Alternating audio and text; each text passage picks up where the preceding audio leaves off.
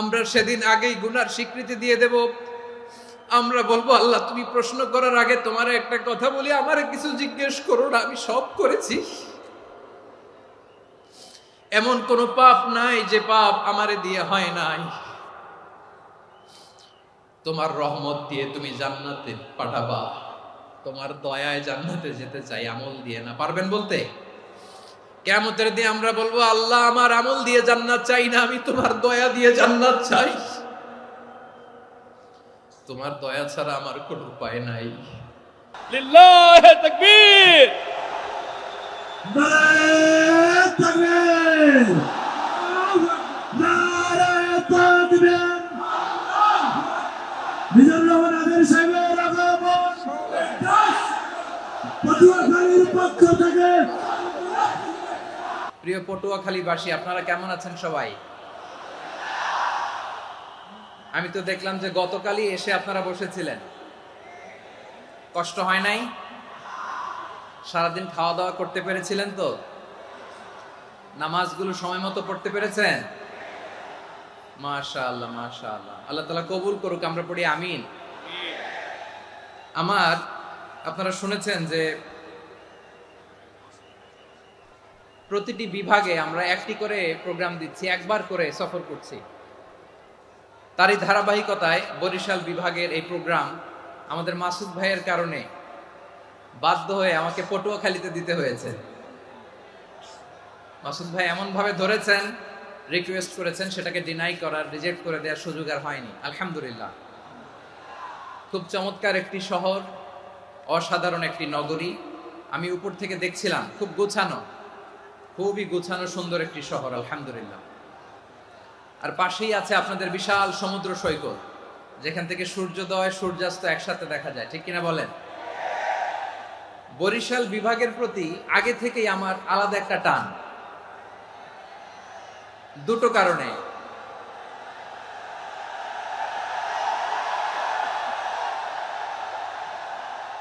আলহামদুলিল্লাহ, আলহামদুলিল্লাহ, মাশাআল্লাহ।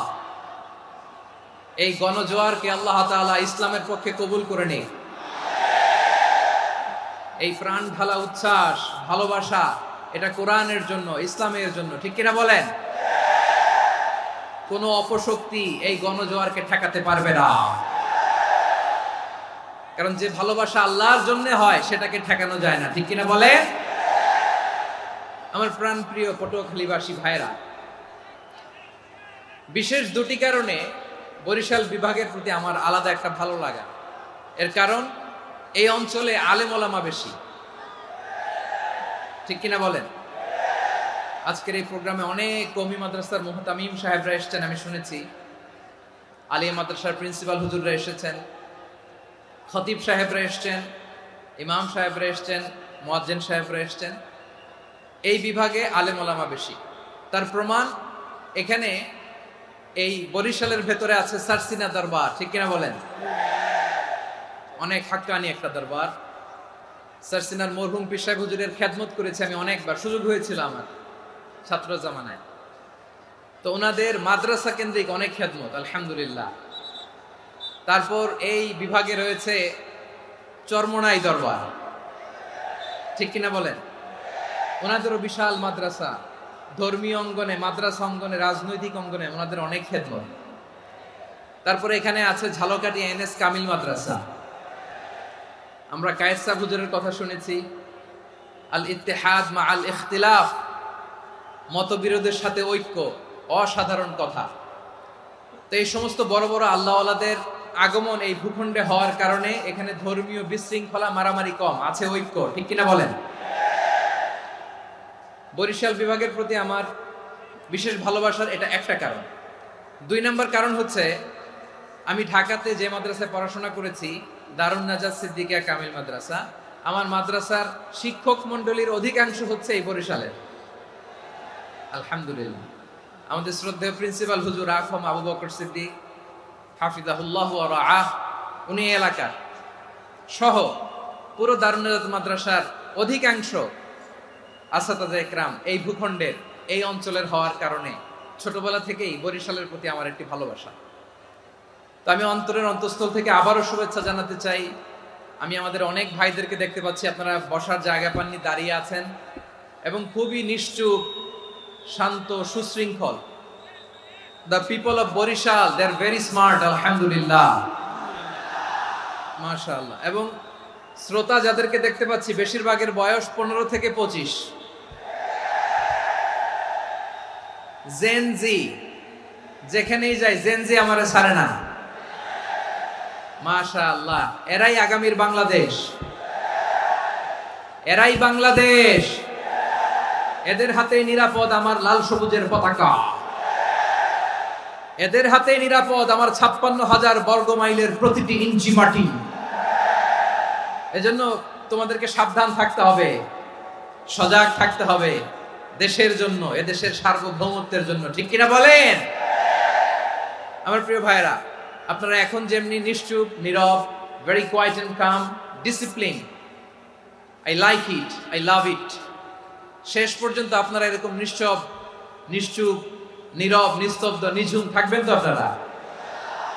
মাশাআল্লাহ। আমি খুব লম্বা চূড়া সময় নেব না, অনেক আলোচনা হয়েছে, আমি পাশেই ছিলাম, আমি দুপুরেই চলে এসেছি, আমি শুনছিলাম আলোচনাগুলো, অসাধারণ আলোচনা হয়েছে।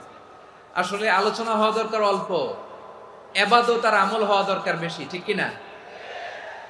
কিয়ামতের একটা আলামত হচ্ছে খুতবুকুম তাওয়িলা ওয়া সালাওয়াতুকুম কাসীরা। কিয়ামতের আগে আমাদের বক্তব্য হয়ে যাবে লম্বা।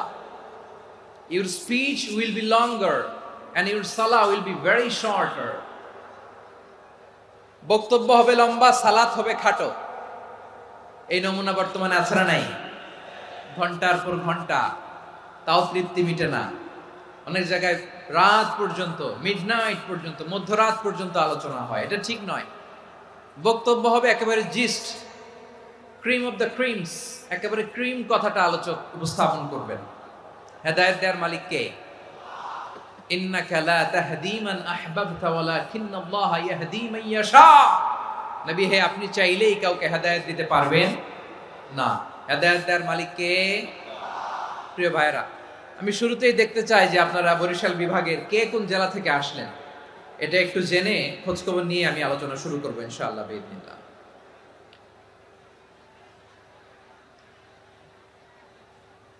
প্রিয় ভাইরা, আমি দেখতে চাচ্ছি আপনাদের এই বরিশাল বিভাগের ভোলা জেলা আছে না একটা, দ্বীপ জেলা, ওখান থেকে কেউ আসতে পারছেন নাকি? হ্যাঁ, আল্লাহু আকবার, আসছে তো, ওই যে হাত দেখা যাচ্ছে। সর্বনাশ, মাশাআল্লাহ, ঠিক আছে, আল্লাহ আমার ভাইদেরকে তুমি কবুল করো। বরগুনা জেলা থেকে কেউ এসেছেন আজকের প্রোগ্রামে? ইয়া সালাম, মাশাআল্লাহ, মাশাআল্লাহ, ওয়েলকাম, ওয়েলকাম, ঠিক আছে। পিরোজপুর জেলার কেউ এসেছেন? পিরোজপুর জেলা থেকে মাশাআল্লাহ অনেক ভাইরা এসেছেন। ঝালকাঠি, মাশাআল্লাহ, ঝালকাঠিতে অনেক আসছে। তারপর বরিশাল জেলা থেকে কারা কারা এসেছেন? বরিশাল, মাশাআল্লাহ, তাবারাকাল্লাহ। এবার পটুয়াখালী জেলার কারা কারা দেখি?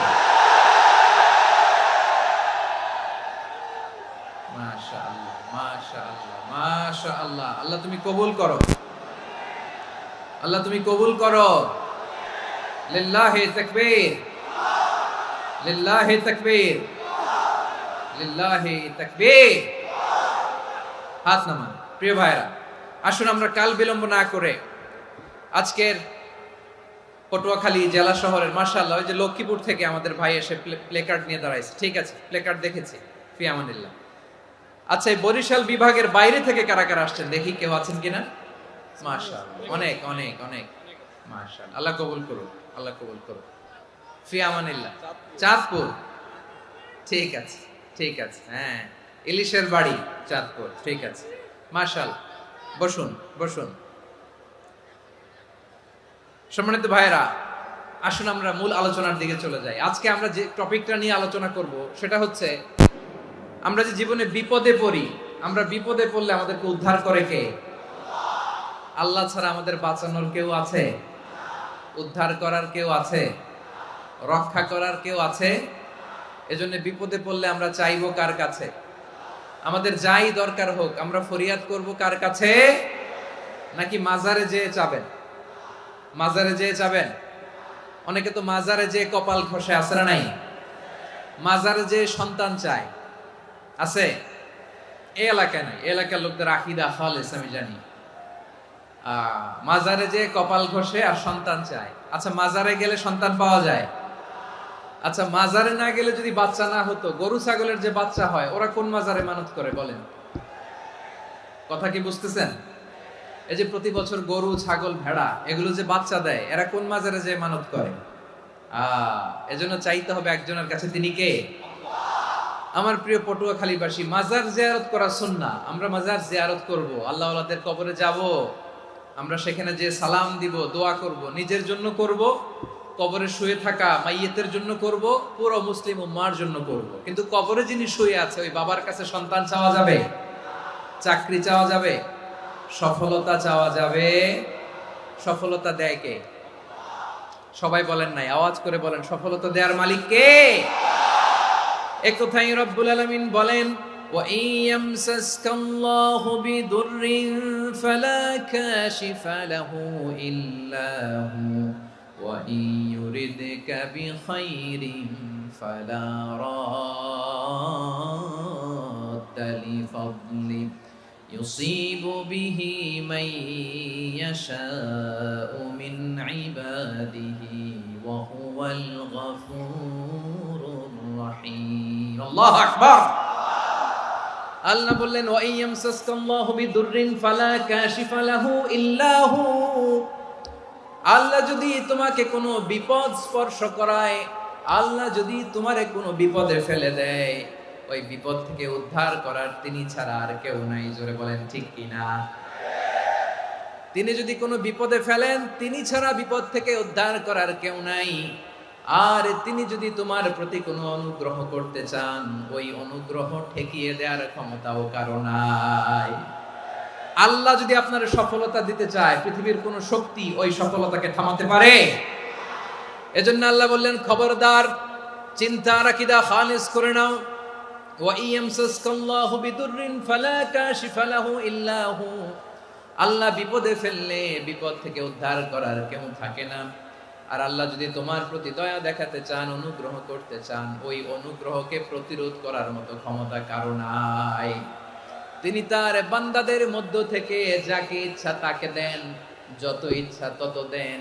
তিনি ক্ষমাশীল, তিনি মেহেরবান। সুবহানাল্লাহ। তিনি ক্ষমাশীল, তিনি মেহেরবান। তাহলে এই আয়াত থেকে আমরা বুঝতে পারলাম, আমরা যদি বিপদে পড়ি আমাদেরকে কেউ বাঁচাতে পারে না। আমার বাবা আমারে বাঁচাতে পারে? হ্যাঁ? আমার মা আমাকে বাঁচাতে পারে? আমার বন্ধু আমারে বাঁচাতে পারে? আমার দলের কর্মী আমাকে বাঁচাতে পারে? আমার পীর সাহেব আমারে বাঁচাতে পারে?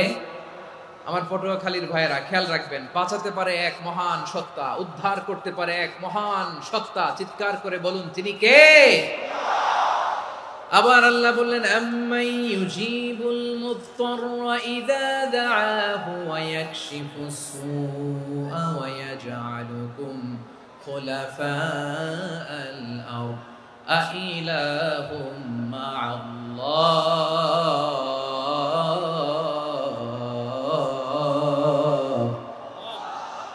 ক্বালিলাম মা তাযাক্কারুন। রব্বুল আলামিন বলেন, বিপদে পড়ে কাতর কণ্ঠে চিন্তাগ্রস্ত হয়ে যখন কেউ ফরিয়াদি হয়ে আল্লাহর ডাকে হাত তোলে, তখন এই ব্যক্তির ডাকে সাড়া দেয় কে? সবাই বলুন।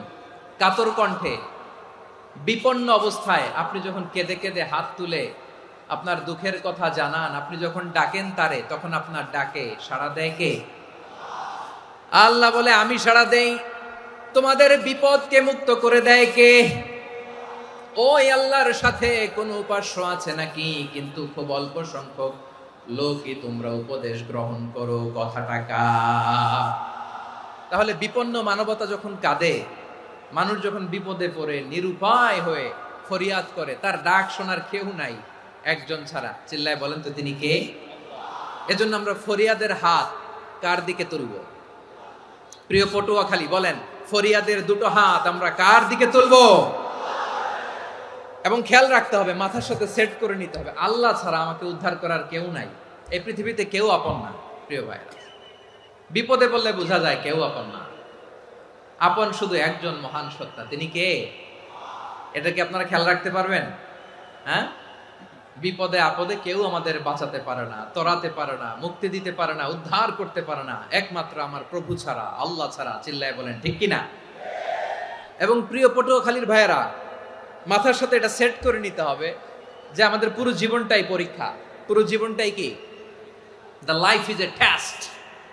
পুরো জীবনটাই পরীক্ষা। এই জীবনে বিপদ আসবে, আপদ আসবে, পরীক্ষা আসবে, সবার জীবনে এটা থাকে। এক একজনের পরীক্ষা এক এক রকম। আমার পরীক্ষা একরকম, মাসুদ ভাইয়ের পরীক্ষা একরকম, চৌধুরী সাহেবের পরীক্ষা একরকম, আপনার পরীক্ষা একরকম, ওনার পরীক্ষা আবার আরেক রকম। পুরো পৃথিবীটাই পরীক্ষা ক্ষেত্র, সবাই পরীক্ষা দিচ্ছি, কিন্তু কারো পরীক্ষা প্রশ্নের সাথে কারোটার মিল নাই। সুবহানাল্লাহ পড়বেন না? পুরোটাই পরীক্ষা ক্ষেত্র, সবাই পরীক্ষার্থী, কিন্তু প্রশ্নপত্র একটার সাথে আরেকটা মিলে না। One doesn't match the other. একজনেরটার সাথে আরেকজনেরটা মিলে না। কাউকে আল্লাহ তাআলা ধনী বানিয়ে পরীক্ষা করেন। কি বানিয়ে? কথা কি বুঝতেছেন নাকি কষ্ট হচ্ছে? কষ্ট হচ্ছে আপনাদের? কাউকে আল্লাহ ধনী বানিয়ে পরীক্ষা করেন, আবার কাউকে আল্লাহ তাআলা গরিব বানিয়ে পরীক্ষা করেন, কাউকে আল্লাহ অসুস্থ বানিয়ে পরীক্ষা করেন। কেউ দেখবেন যে দুরারোগ্য ব্যাধিতে আক্রান্ত, ডাক্তার বলেছে আর সময় নাই, দুরারোগ্য ব্যাধি, ক্যান্সার, যার নেই কোনো অ্যান্সার, তার জন্য পরীক্ষা হচ্ছে এই রোগ। আরেক লোক দেখবেন তার আবার রোগ বালাই নাই, মাশাআল্লাহ, তাকে আল্লাহ তাআলা আর্থিক দৈন্যতা, দারিদ্রতা দিয়ে পরীক্ষা করছেন। এরকম আছে না নাই? টাকা পয়সা নাই, দিন আনে দিন খায়, যা আছে তাতে চলে না, এটা তার জন্য পরীক্ষা।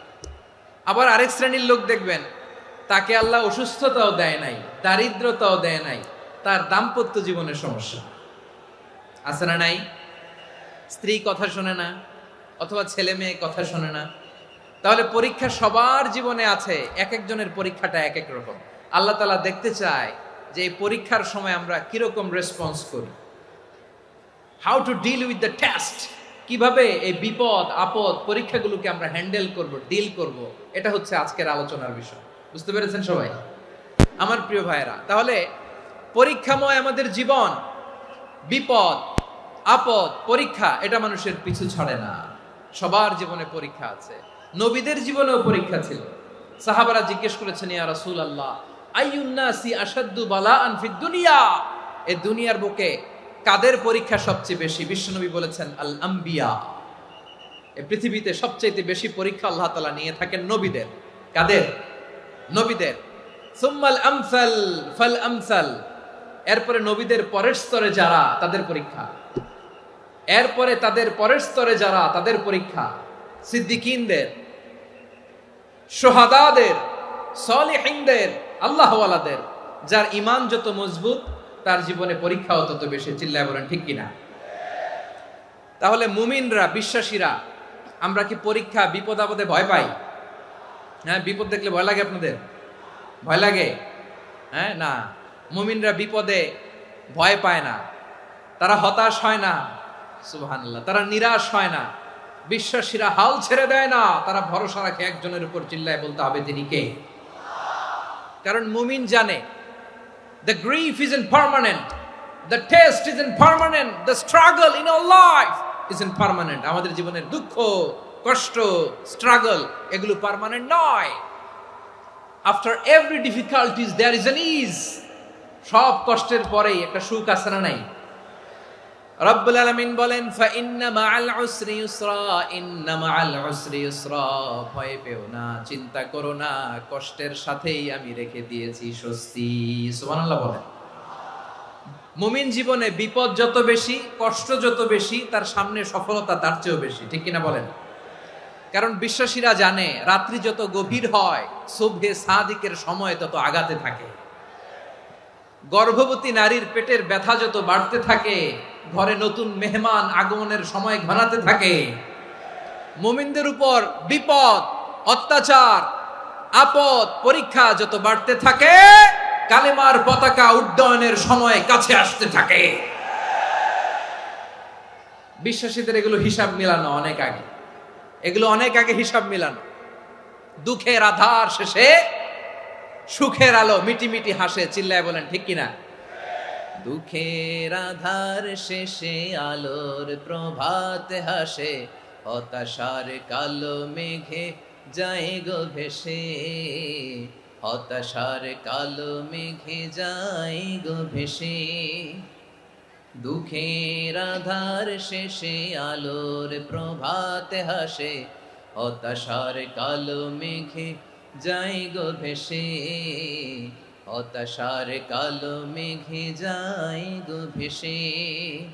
কোরআনে দুঃখের আধার শেষে আলোর প্রভাত হাসে, হতাশার কালো মেঘে যায় গো ভেসে, হতাশার কালো মেঘে যায় গো ভেসে।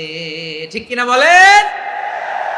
দুঃখ যত বেশি, পরীক্ষা যত বেশি, কষ্ট যত বেশি, সুখের সময় তত কাছাকাছি, চিল্লায় বলতে হবে ঠিক কিনা? এজন্য মুমিন জীবনে পরীক্ষা বেশি, মুমিনদের হতাশা নাই। মুমিনরা নিরাশ হয় না, হতাশ হয় কাফিররা। মুমিনরা কখনো হাল ছেড়ে দেয় না, মুমিনরা ভরসা রাখে একজনের উপর, তিনি কে? তাহলে আমার প্রিয় পটুয়াখালীবাসী, বিপদ থাকবে, পরীক্ষা থাকবে, এই বিপদ থেকে আমাদেরকে উদ্ধার করবেন একজন, তিনি কে? আমরা শুধু আল্লাহর উপরই ভরসা রাখবো। রাজি আছেন তো? চাইবো একজন সত্তার কাছে, আওয়াজ করে বলুন তিনি কে?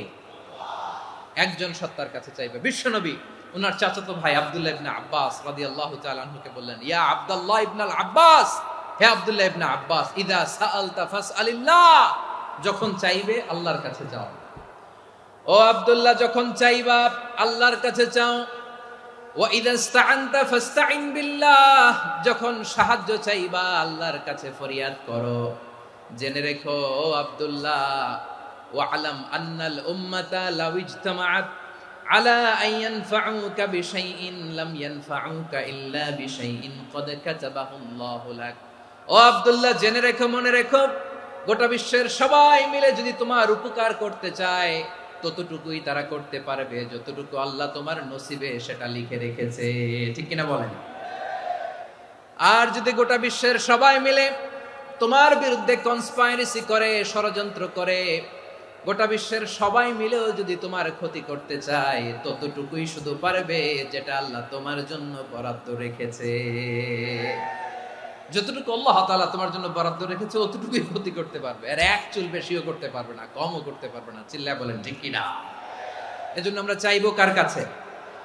সবাই বলেন নাই, আওয়াজ করে বলেন কার কাছে? সব সময় আমরা আল্লাহর কাছে চাইবো, বিপদে আপদে, সুখে দুঃখে, সচ্ছল অবস্থায় অসচ্ছল অবস্থায়, পরাজয়ের সময় বিজয়ের সময়, সব সময় আমরা ভরসা রাখবো কার উপর? সবাই বলুন। একদল লোক আছে যারা বিপদে পড়লে আল্লাহরে ডাকে, আছে না নাই? পটুয়াখালীতে মাশাআল্লাহ নাই। বিপদ আসলে আল্লাহরে ডাকে, বিপদ নাই আল্লাহও নাই। বিপদে পড়লে নামাজ পড়ে, বিপদও নাই নামাজও নাই। বিপদে পড়লে জিকির করে, বিপদ যখন চলে যায় ওদের জিকিরও বন্ধ হয়ে যায়। এরকম আছে না নাই? কিছু লোক দেখবেন পরীক্ষা আসলে নামাজ পড়ে, আছে আছে? জেনজি আওয়াজ করো, এরকম আছে? এই কমন পড়ে গেছে, কমন পড়ছে। দেখবেন পরীক্ষার সময় নামাজ পড়ে, পরীক্ষাও নাই নামাজও আছে। এরকম কিছু লোক আছে অসুস্থ হলে আল্লাহরে বড্ড ভালোবাসে, আল্লাহরে খুব ডাকে। অসুস্থ হইলে অসুস্থতাও নাই, আল্লাহ স্মরণও নাই। দেখবেন কিছু লোক নির্বাচন আসলে খুব আল্লাহওয়ালা হয়ে যায়, তখন দেখবেন মাথার মধ্যে হেজাব লাগায়, পাঞ্জাবি লাগায়, আল্লাহওয়ালা হয়ে যায়। নির্বাচনও নাই, এরপরে আল্লাহর কথাও নাই। আছে না নাই? না, এরকম হওয়া যাবে না। সব সময় আমরা আল্লাহরে ডাকবো, বিপদে আপদে সব সময় ভরসা রাখবো আমরা একজনের উপর। আওয়াজ করে বলেন তিনি কে? এ কথায় আল্লাহ তাআলা আমাদের চোখে আঙ্গুল দিয়ে জানিয়ে দিলেন, ফাইদা রাকিবু ফিল ফুলকি দা'আবুল্লাহ মুখলিসিনা লাহুদ্দিন فلما نجاهم إلى البر إذا هم يشركون আল্লাহ বলে একদল লোক আছে তারা যখন নৌযানে চড়ে জলযানে চড়ে সাগরের মধ্যে যখন জাহাজে চড়ে লঞ্চে চড়ে তারা যখন তুফানের সম্মুখীন হয় তখন তারা আল্লাহরে বড্ড বেশি ডাকে একান্ত ভাবে ডাকে বিশুদ্ধ চিত্তে ডাকে আবার তুফান থেকে তাদেরকে সেফ জোনে নিয়ে নিরাপদ জোনে নিয়ে যখন বন্দরে আমি আল্লাহ তাদেরকে ভিড়িয়ে দেই ওই লোকগুলো আবার আমি আল্লাহর সাথে শিরিক করে এরকম আছে না নাই জাহাজে উঠছে সাগরের মাঝখানে তুফান ওই সময় দেখবেন আল্লাহ কারে কয় এই কথা তো আপনাদেরকে বোঝানো সহজ আপনারা তো নদীর দেশের মানুষ লঞ্চে চড়েন নাই কারা কারা দেখি লঞ্চে চড়ছেন হ্যাঁ লঞ্চে চড়ে নাই এরকম একজনও নাই এখানে আচ্ছা লঞ্চে উঠছেন কে কে দেখি মাশাআল্লাহ মাশাআল্লাহ মাশাআল্লাহ ঠিক আছে আপনাদের বোঝানো সহজ আচ্ছা লঞ্চে উঠে তুফানের সম্মুখীন হয়েছেন জলোচ্ছ্বাস সবাই মাশাআল্লাহ তো এই ওয়াজ তো আপনাদের মুখস্থ ঠিক কিনা বলেন আমার বলার দরকার নাই বলেন মাঝ নদী তুফান জলোচ্ছ্বাস জলের মধ্যে উচ্ছ্বাস ঢেউ টর্নেডো সাইক্লোন মেঘের ঘনঘটা পরিবেশ ঘুটঘুটে অন্ধকার লঞ্চ একবার এদিকে আরেকবার ওইদিকে ভিতরে কি অবস্থা হয় বলেন তো হ্যাঁ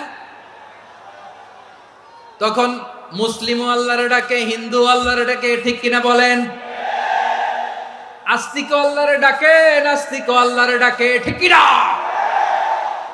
লঞ্চের ভেতর স্টিমারের ভেতর কান্নারে রোল পড়ে যায় চিৎকারের রোল পড়ে যায় সবার মুখ দিয়ে শুধু একটা আওয়াজ লা ইলাহা লা ইলাহা লা ইলাহা সুবহানাল্লাহ আলহামদুলিল্লাহ লা ইলাহা আল্লাহ নামের জিকির করবে যারা আল্লাহর কাছে প্রিয় তারা আল্লাহর কাছে প্রিয় যারা জান্নাতে প্রবেশ করবে তারা জোরে লা ইলাহা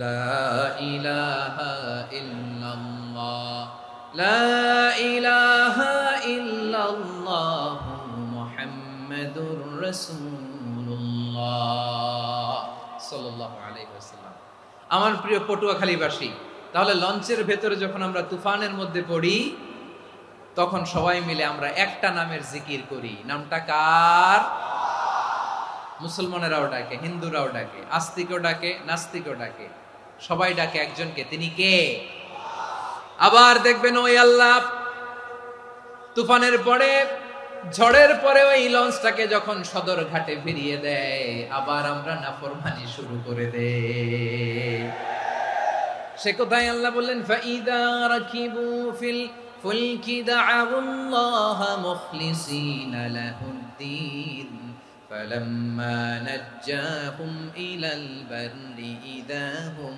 ইউশরিকুন সাগরে যখন তুফানে পড়ে আমি আল্লাহর ডাকে আবার আমি আল্লাহ যখন বাঁচিয়ে দেই আবার আমি আল্লাহর সাথে শিরিক শুরু করে আমরা কি এরকম হতে চাই নাকি এরকম করবেন হ্যাঁ না আমরা তুফানে পড়লেও আল্লাহরে ডাকি আবার বাঁচায় দেওয়ার পরেও ডাকি কারে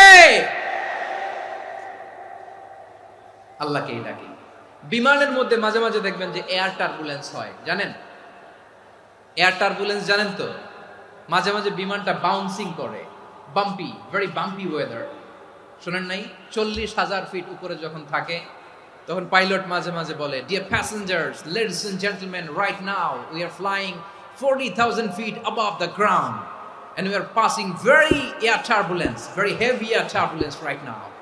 Please fasten your seat belt.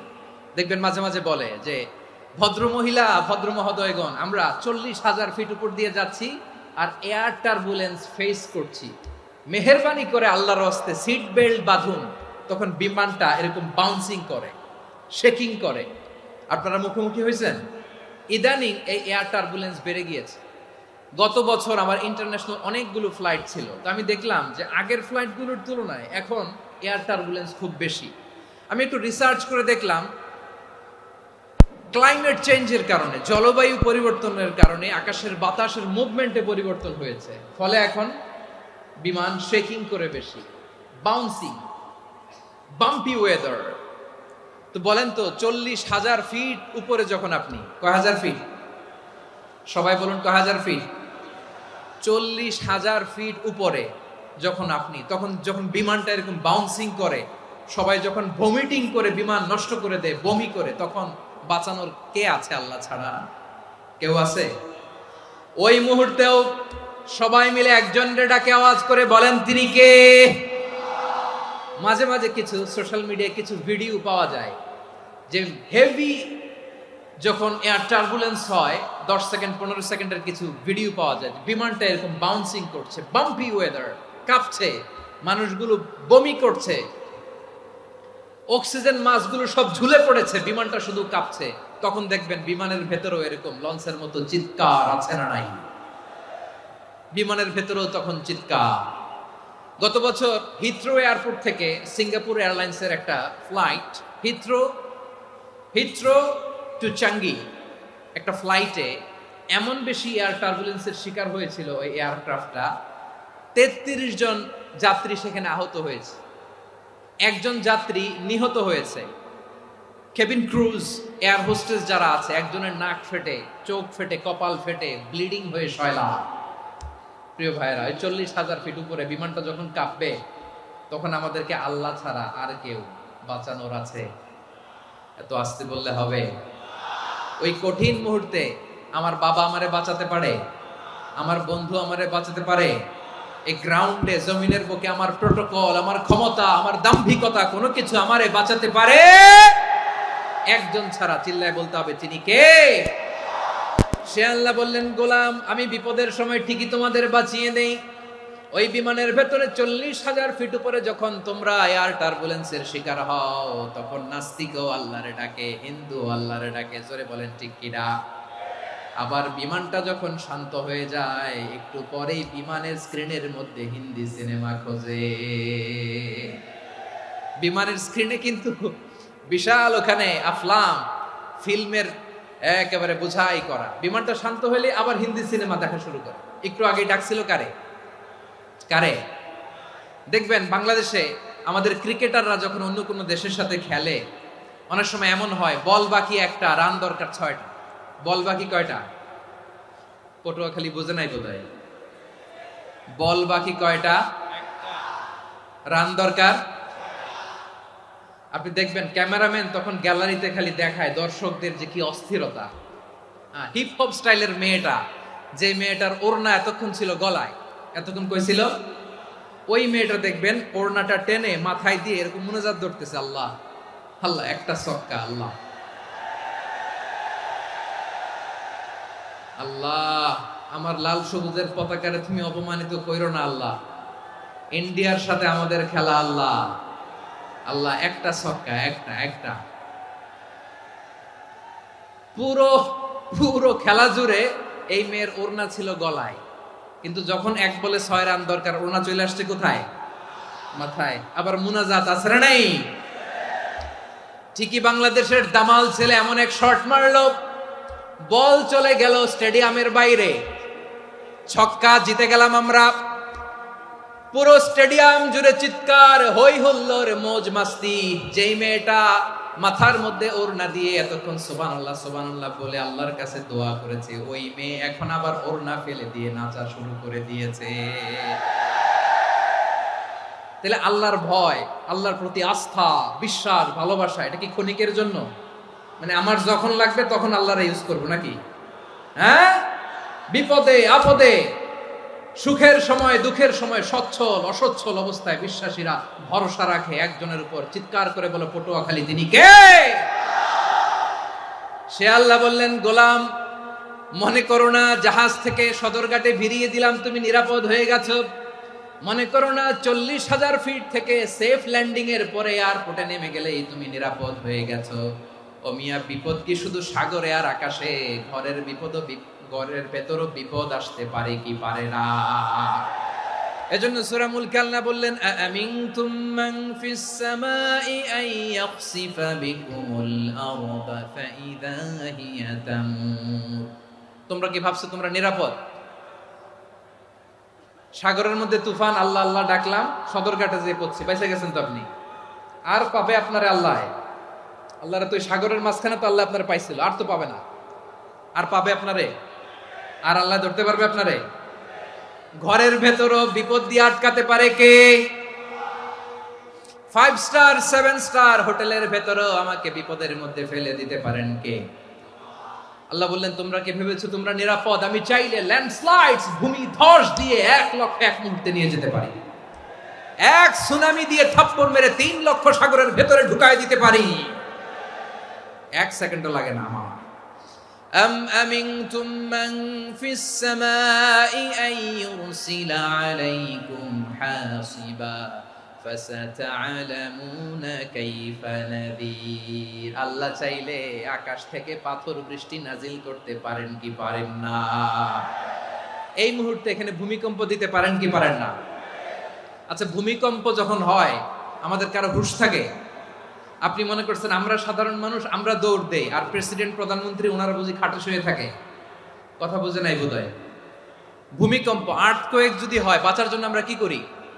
হয় খাটের তলায়, ডাইনিং টেবিলের নিচে, উপরে শক্ত কিছু আছে এটার নিচে, অথবা ঘর থইয়া দেও দৌড়। তো প্রধানমন্ত্রী উনি কি করে? প্রেসিডেন্ট উনি কি করে? হ্যাঁ, উনি খাটের মধ্যে যে শুয়ে থাকে নাকি?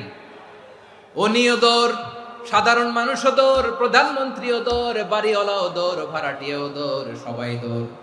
নাকি ভাড়াটিয়ারা বাড়ি থুইয়া দৌড়, বাড়িওয়ালারা আর বেরোয় না? এরকম না। তাহলে যে কোনো মুহূর্তে ভূমিকম্প দিয়ে নাস্তানাবুদ করতে পারে কে? আমার প্রিয় ভাইয়েরা, আমরা নিরাপদ নই, আমরা তার দয়ায় বেঁচে আছি। কার দয়ায়? এজন্য আল্লাহ বললেন গোলাম, যে কোনো মুহূর্তে বিপদ দিয়ে তোমাদেরকে নাস্তানাবুদ করতে পারি। বিশ্বাসী বলে যদি নিজেকে দাবি করো, সব সময় ডাকতে হবে একজন সত্তাকে। বলেন তিনি কে? এই কথা ক্লিয়ার? এই সবগুলো উদাহরণ শেষে সবার কাছে ক্লিয়ার হয়েছে না যে বিপদ থেকে, আপদ থেকে, পরীক্ষা থেকে, ক্যালামিটি থেকে আমাদেরকে কেউ বাঁচাতে পারে না একজন সত্তা ছাড়া। আবারও বলেন তো তিনি কে? ক্লিয়ার? হ্যাঁ, সবাই বুঝতে পারছেন? আচ্ছা, এবার আমরা দেখি বিষ্ণু ইসা ইসলামের জীবনে বিপদ আপদ ছিল কিনা। উনি বিপদ আসলে কিভাবে ডিল করতেন, বিপদ আসলে কোন দোয়া পড়তে হয়, কিভাবে ফরিয়াদের হাত উত্তোলন করতে হয়, কিভাবে রবের দরবারে নতজানু হয়ে ফরিয়াদ করতে হয়, এটা জানার দরকার আছে না নাই? আসুন আমরা বিষ্ণুনবীর জীবনী থেকে দেখি বিপদ আসলে উনি কি করতেন। বিপদ আসলেই প্রথমে বিষ্ণু ইসা ইসলাম একটা দোয়া পড়তেন। কি পড়তেন? তিনি পড়তেন ইন্না লিল্লাহি ওয়া ইন্না ইলাইহি রাজিউন। নিশ্চয় আমরা আল্লাহর জন্য, নিশ্চয় আমরা কার দিকে ফিরবো ভাই? আবার কার দিকে ফিরবো? আওয়াজ করে বলুন তো, আমরা এসেছি কার কাছ থেকে, আবারও ফিরে যাব কার কাছে? এজন্য বিষ্ণুই পড়ছেন ইন্না লিল্লাহি ওয়া ইন্না ইলাইহি রাজিউন। নিশ্চয় আল্লাহর জন্য, ওই আল্লাহর দিকেই আমরা ফিরে যাব। তারপরে বিশ্বনবী পড়তেন আল্লাহুম্মা আজুরনি ফি মুসিবাতি ওয়াখলুফ লি খায়রাম মিনহা। একসাথে প্রথমে পড়তেন ইন্না লিল্লাহি ওয়া ইন্না ইলাইহি রাজিউন, তারপর পরে পড়তেন আল্লাহুম্মা আজুরনি ফি মুসিবাতি ওয়াখলুফ লি খায়রাম মিনহা। মানে আল্লাহ, এই যে আমি বিপদে ধৈর্য ধারণ করলাম, এটার সব তুমি আমারে দাও, আর যেটা হারালাম এর চেয়ে ভালো কিছু দিয়ে মেকআপ করে দিও, ভালো কিছু দিয়ে বদল করে দিও। সুবহানাল্লাহ পড়েন। তাহলে বিপদ আসলে আমরা কি পড়ব? কথা বলেন। এই যে আমি শুয়েছিলাম, নাশিদ গাচ্ছিল ওরা, এদেশে পরস্পরে দেখা হলে দেয় সালাম, এদেশে আমজনতার হৃদয় জুড়ে পাকালাম, এদেশে বিপদ এলে সর্বজনে সর্বক্ষণে দোয়া পড়ে ইন্না লিল্লাহ। কি পড়ে? সুবহানাল্লাহ সুবহানাল্লাহ সুবহানাল্লাহ সুবহানাল্লাহ। এদেশে আজান শুনে সূর্য ওঠে শহর গ্রামে, এদেশে আজান শুনে সূর্য ডুবে সন্ধ্যা নামে, এদেশে সকল কাজে সবাই বলে বিসমিল্লাহ, এদেশে ভালো কিছু দেখে শুনে হাসি মুখে সবাই বলে মাশাআল্লাহ। সুবহানাল্লাহ পড়েন। তাহলে বিপদ এলে আমরা কি পড়ি? কথা বুঝলে সবাই উত্তর দিতে হবে। বিপদ এলে কি পড়ি? তাহলে বিপদ এলেই আমরা এখন থেকে ইন্না লিল্লাহ পড়বো, নাকি হাই হুতাশ করবেন? একদল আছে হাই হুতাশ করে, হায় আল্লাহ রে মোর কি হইল রে, মুই কি হরমু রে, মুই কমবে জামু রে, আছে না নাই? এরকম বিলাপ করতে নিষেধ করেছেন বিশ্বনবী। কি করব, কই যাব, কি হবে, হায় হায়, এরকম হাহুতাশ আছে না নাই? বিশ্বাসীরা হাহুতাশ করে না, তারা ইন্না লিল্লাহ পড়ে। কি পড়ে মনে থাকবে? আমরা পড়বো ইন্না লিল্লাহি ওয়া ইন্না ইলাইহি রাজিউন। নিশ্চয়ই আমরা আল্লাহর জন্য, আমরা আল্লাহর দিকেই ফিরে যাব। এরপর পড়বো আল্লাহুম্মা আজুরনি ফি মুসিবাতি ওয়া খলুফ লি খায়রাম মিনহা। আল্লাহ, আমি যে বিপদে ধৈর্য ধারণ করলাম এটার সওয়াব দিও, আর যা হারালাম তার চেয়ে ভালো কিছু দিয়ে বদল করে দিও। সুবহানাল্লাহ পড়েন। বিশ্বনবীর এই হাদিস শুনলেন উম্মে সালামা রাদিয়াল্লাহু তাআলা আনহা। ওনার স্বামী হলো আবু সালামা। মজার ঘটনা খেয়াল করে শুনেন আমার প্রিয় কলিজার টুকরা ভাইয়েরা। কানগুলো খরগোশের কানের মতো খাড়া করে আমার দিকে তাকান। সাইয়্যিদাতুনা উম্মে সালামা রাদিয়াল্লাহু তাআলা আনহা, ওনার স্বামীর নাম আবু সালামা। শ্রেষ্ঠ দম্পতি, শ্রেষ্ঠ ফ্যামিলি। প্রথমে হিজরত করেছিলেন হাবাসায়, পরে হিজরত করেছেন মদিনায়। উহুদ যুদ্ধের পরে ওনার স্বামী আবু সালামা ইন্তেকাল করলো, শহীদ হলো। সুবহানাল্লাহ পড়েন। যখন আবু সালামা ইন্তেকাল করলো, উম্মে সালামা রাদিয়াল্লাহু তাআলা আনহা কেঁদে কেঁদে হয়রান। আর নবীর শিখানো বাণী অনুযায়ী তিনি বারবার পড়ছিলেন ইন্না লিল্লাহ। কি পড়ছিলেন? মুই কই জামু, কি হরমু, এগুলো বলে নাই। কি বলছে? ইন্না লিল্লাহ। যেহেতু বিশ্বনবী বলেছেন কেউ যদি বিপদের প্রথম ধাক্কায় পড়ে ইন্না লিল্লাহি ওয়া ইন্না ইলাইহি রাজিউন, আল্লাহুম্মা আজুরনি ফি মুসিবাতি ওয়া খলুফ লি খায়রাম মিনহা, তাহলে এই বিপদে যে সে যা হারালো তার চেয়ে শ্রেষ্ঠ কিছু দিয়ে আল্লাহ তার বদল দিয়ে দিবে। এই হাদিস শুনে উম্মে সালামা রাদিয়াল্লাহু তাআলা আনহা ওনার প্রাণ প্রিয় স্বামী আবু সালামার ইন্তেকালের পরে চোখের পানি ছাড়ে আর পড়ে ইন্না লিল্লাহি ওয়া ইন্না ইলাইহি রাজিউন, আল্লাহুম্মা আজুরনি ফি মুসিবাতি ওয়া খলুফ লি খায়রাম মিনহা। বারবার এই দোয়া পড়ে চোখের পানি ছাড়ে, এই দোয়া পড়ে চোখের পানি ছাড়ে। আর মনে মনে বলে আবু সালামার মতো ভালো মানুষ মদিনাতে নাই, আবু সালামার চেয়েও ভালো মানুষ মদিনাতে নাই। তার চেয়ে ভালো মানুষ কি করে আল্লাহ তাআলা আমারে দিবে? তার চেয়ে ভালো মানুষ তো আমি মদিনাতে দেখি না।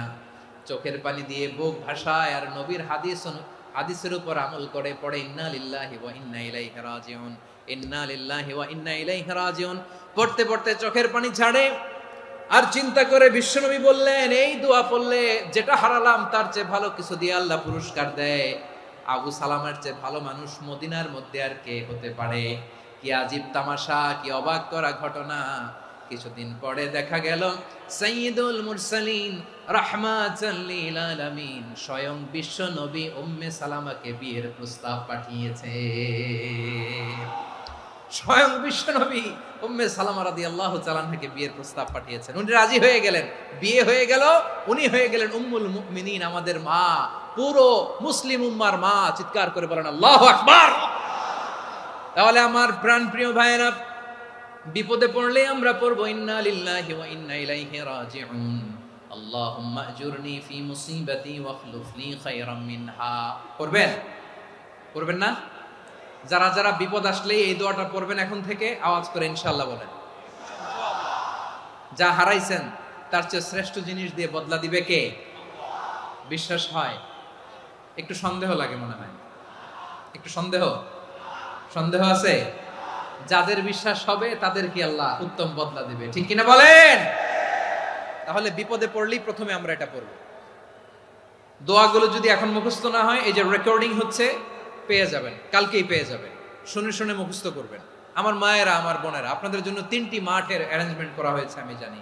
আপনারাও এই দোয়াগুলো পড়বেন, আপনার স্বামীকে শেখাবেন, সন্তানকে শেখাবেন, আপনার পুরো পরিবারটাকে জান্নাতের টুকরো বানিয়ে দিবে কে? তাহলে বিপদ আসলে প্রথমে কি পড়তে হবে এটা জেনে গেলাম। এরপরে বিপদ আসলে নিজেকে কি করে আল্লাহর কাছে সঁপে দিতে হয় এটাও জানার দরকার আছে না নাই? বিপদে প্রথমে ইন্না লিল্লাহ পড়লাম, ধৈর্য ধারণ করলাম, বিপদ থেকে উদ্ধারের সর্বোচ্চ চেষ্টা করলাম। আমার কাজ যখন শেষ তখন আমি আমার এই বিষয়টা আল্লাহর কাছে সঁপে দিব। কার কাছে সুপর্দ করব? কার কাছে? বিপদে বললে কেমন করে নিজেকে আল্লাহর কাছে সঁপে দিতে হয়, আসুন সাইয়েদনা ইব্রাহিম আলাইহিস সালামের জীবনী থেকে জানি। আল্লাহর খলিল ইব্রাহিম আলাইহিস সালাম আমাদের মতো সমাজ ব্যবস্থা পায় নাই। আমরা জন্মের পরে আমাদের কানের ভেতরে আজান দিয়েছে কে? একামত দিয়েছে কে? আমাদের বাপ দাদারা আমাদের কানে আজান দিয়েছে কি? দেয় নাই। আমাদের জন্মের পরেই তো আজান, একামত, বাড়ির পাশে মসজিদ, প্রতিদিন আজান, জুমার খুতবা, প্রতি মাসে মাসে তাফসিরুল কোরআন মাহফিল, মসজিদ, মিনারা, অভাব নাই। ঠিক কিনা বলেন? আপনি যেই সুন্দর ইসলামিক এনভায়রনমেন্ট পেয়েছেন, আমাদের ইব্রাহিম খলিল উনিও কি এরকম পেয়েছিলেন? হ্যাঁ, উনি জন্মের পর পরে ওনার কানে আজান দিছে কেউ? আমার প্রিয় ভাইরা, আগা গোড়া একটা শিরকি পরিবেশ উনি জন্মগ্রহণ করেছেন। উনি ছাড়া ওই তল্লাটে একজনও আল্লাহর উপর বিশ্বাসী নাই। কল্পনা করতে পারেন? গোটা তল্লাটে, গোটা দেশে বিশ্বাসী মুমিন, আল্লাহর উপর বিশ্বাস স্থাপনকারী কয়জন? সবাই বলেন কয়জন? বাকি সব মুশরিক। বাকি সব মুশরিক নিজের সাথে নিজে শক্ত বোঝাপড়া করে, অ্যানালজি করে, সেলফ কনভারসেশন করে উনি মহা সত্যের সন্ধান পেয়েছে। উনি আকাশের তারা দেখে ভাবে মনে হয় এটাই আমার খোদা, পরে দেখে তারা নাই, মনে মনে বলে না তাইলে এটা না। আবার চাঁদ দেখে বলে চাঁদটা বড় মায়া লাগে, মনে হয় এটাই আমার রব, পরে দেখে চাঁদও নাই, কয় না এটা না। এরপরে দ্বীপ প্রহরের জলজলে সূর্যটা খাঁ খাঁ করে গোটা পৃথিবীটারে রৌদ্র দিয়ে তাতিয়ে রাখে। তিনি ভাবলেন মনে হয় এটাই আমার রব, কারণ এটাই তো সবচেয়ে বড়। কিন্তু বিকেল বেলা ওই সূর্যটাও যখন চলে যায়, সাইয়েদনা ইব্রাহিম বলে না এটাও তো নাই, আমার খোদা যদি আমারে ছেড়ে চলে যায়, বিপদে পড়লে আমারে উদ্ধার করবে কে? এভাবে নিজের সাথে অ্যানালজি, সেলফ কনভারসেশন করতে করতে করতে তিনি মহা সত্যের সন্ধান পেয়েছেন। সুবহানাল্লাহ পড়েন। সব শেষে তিনি ডিসিশন নিয়ে ঘোষণা দিলেন, ইন্নী ওয়াজ্জাহাতু ওয়াজহিয়া লিল্লাযী ফাতারাস সামাওয়াতি ওয়াল আরদা হানিফান ওয়া মা আনা মিনাল মুশরিকিন। নিশ্চয় আমি এমন সত্তার দিকে মনোনিবেশ করলাম, মুখাপেক্ষী হলাম, যিনি আকাশ বানিয়েছেন, জমিন বানিয়েছেন, আমি মুশরিক নই। সুবহানাল্লাহ। পারতেন? আপনি পারতেন? কেউ নাই, লক্ষ লক্ষ মুশরিক, আপনি একা। ওনার মতো এরকম বিচক্ষণতা দিয়ে আল্লাহরে খুঁজে পাইতে পারতেন আপনি? কি নবী ছিল, আল্লাহকে খুঁজে পেয়েছে। যখন আল্লাহর ইবাদত শুরু করলো, এই কথা ছড়ায় পড়লো চারদিকে। নমরুদ সাইয়েদনা ইব্রাহিমকে ডেকে পাঠালেন। নমরুদ বলে, ইব্রাহিম তুমি নাকি মূর্তির পূজা না করে কোন নতুন রবের ইবাদত করো, কে তোমার রব? সাইয়েদনা ইব্রাহিম বললেন, রব্বি আল্লাযী ইউহয়ী ওয়া ইউমীত, আমি এমন রবের ইবাদত করি যিনি জীবন দেন, যিনি মৃত্যু দেন। নমরুদ বলে, তাই নাকি? তোমার রব জীবন দেয়, মৃত্যু দেয়? আর এটা তো আমি দেই, আমিও তো জীবন দেই, আমিও তো মৃত্যু দেই। সাইয়েদনা ইব্রাহিম বললেন, কেমন করে তুমি জীবন দাও, মৃত্যু দাও, একটু দেখাও তো। নমরুদ জেলখানা থেকে দুজন কয়েদিকে ডেকে আনলো। কয়েদি এনে অর্ডার করলো, একটাকে এখনই শিরোচ্ছেদ, হেড অফ, ডেথ পেনাল্টি, মৃত্যুদণ্ড দেয়া হলো, ফিনকি দিয়ে রক্ত বেরোলো। নমরুদ বলে, দেখো দুজনকে ধরে আনলাম, একজন কয়েদিকে দিলাম ডেথ পেনাল্টি, মৃত্যুদণ্ড, ওরে মৃত্যু দিলাম। আরেকজন যে দাঁড়িয়ে আছে, চাইলে ওরেও আমি মৃত্যুদণ্ড দিতে পারি, কিন্তু না, ওরে আমি দিব না, ওরে আমি বাঁচাইয়া দিলাম, ছেড়ে দিলাম, মানে জীবন দিলাম। দেখো ইব্রাহিম, তোমার চোখের সামনে একজন রে মৃত্যু দিলাম, আর একজন রে জীবন দিলাম। আপাত দৃষ্টিতে তাই তো, একজন রে তো জীবন দিল, আরেকজন রে মৃত্যু দিল। সাইয়েদনা ইব্রাহিম এবার বিপাকে পড়ে গেলেন। কিন্তু এক একজন নবীকে আল্লাহ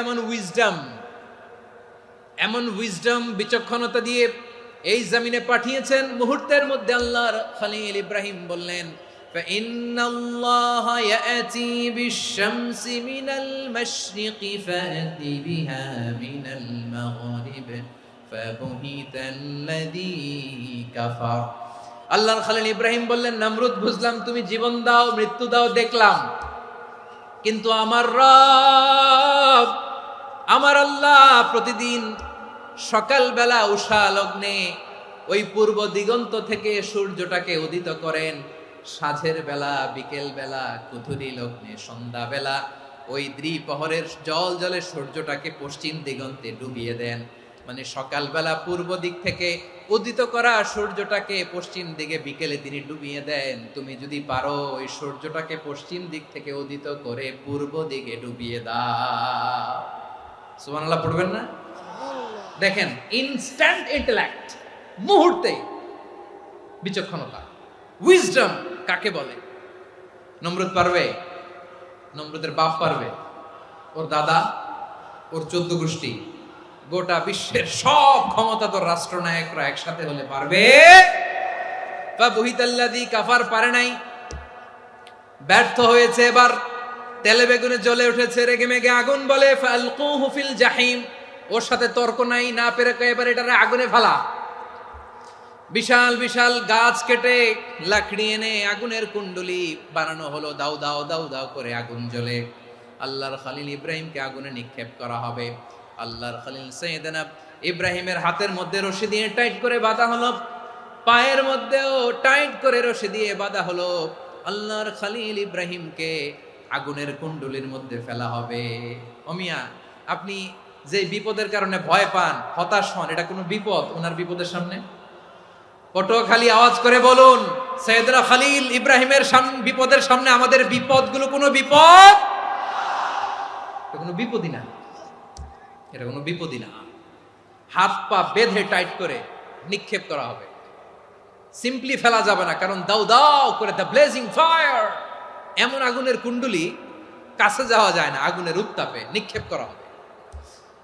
হাতে রশি বেঁধে, পায়ে রশি বেঁধে আল্লাহর খলিল ইব্রাহিম আলাইহিস সালামকে আগুনের মধ্যে নিক্ষেপ করা হবে। আহা, এটার বলে অগ্নি পরীক্ষা।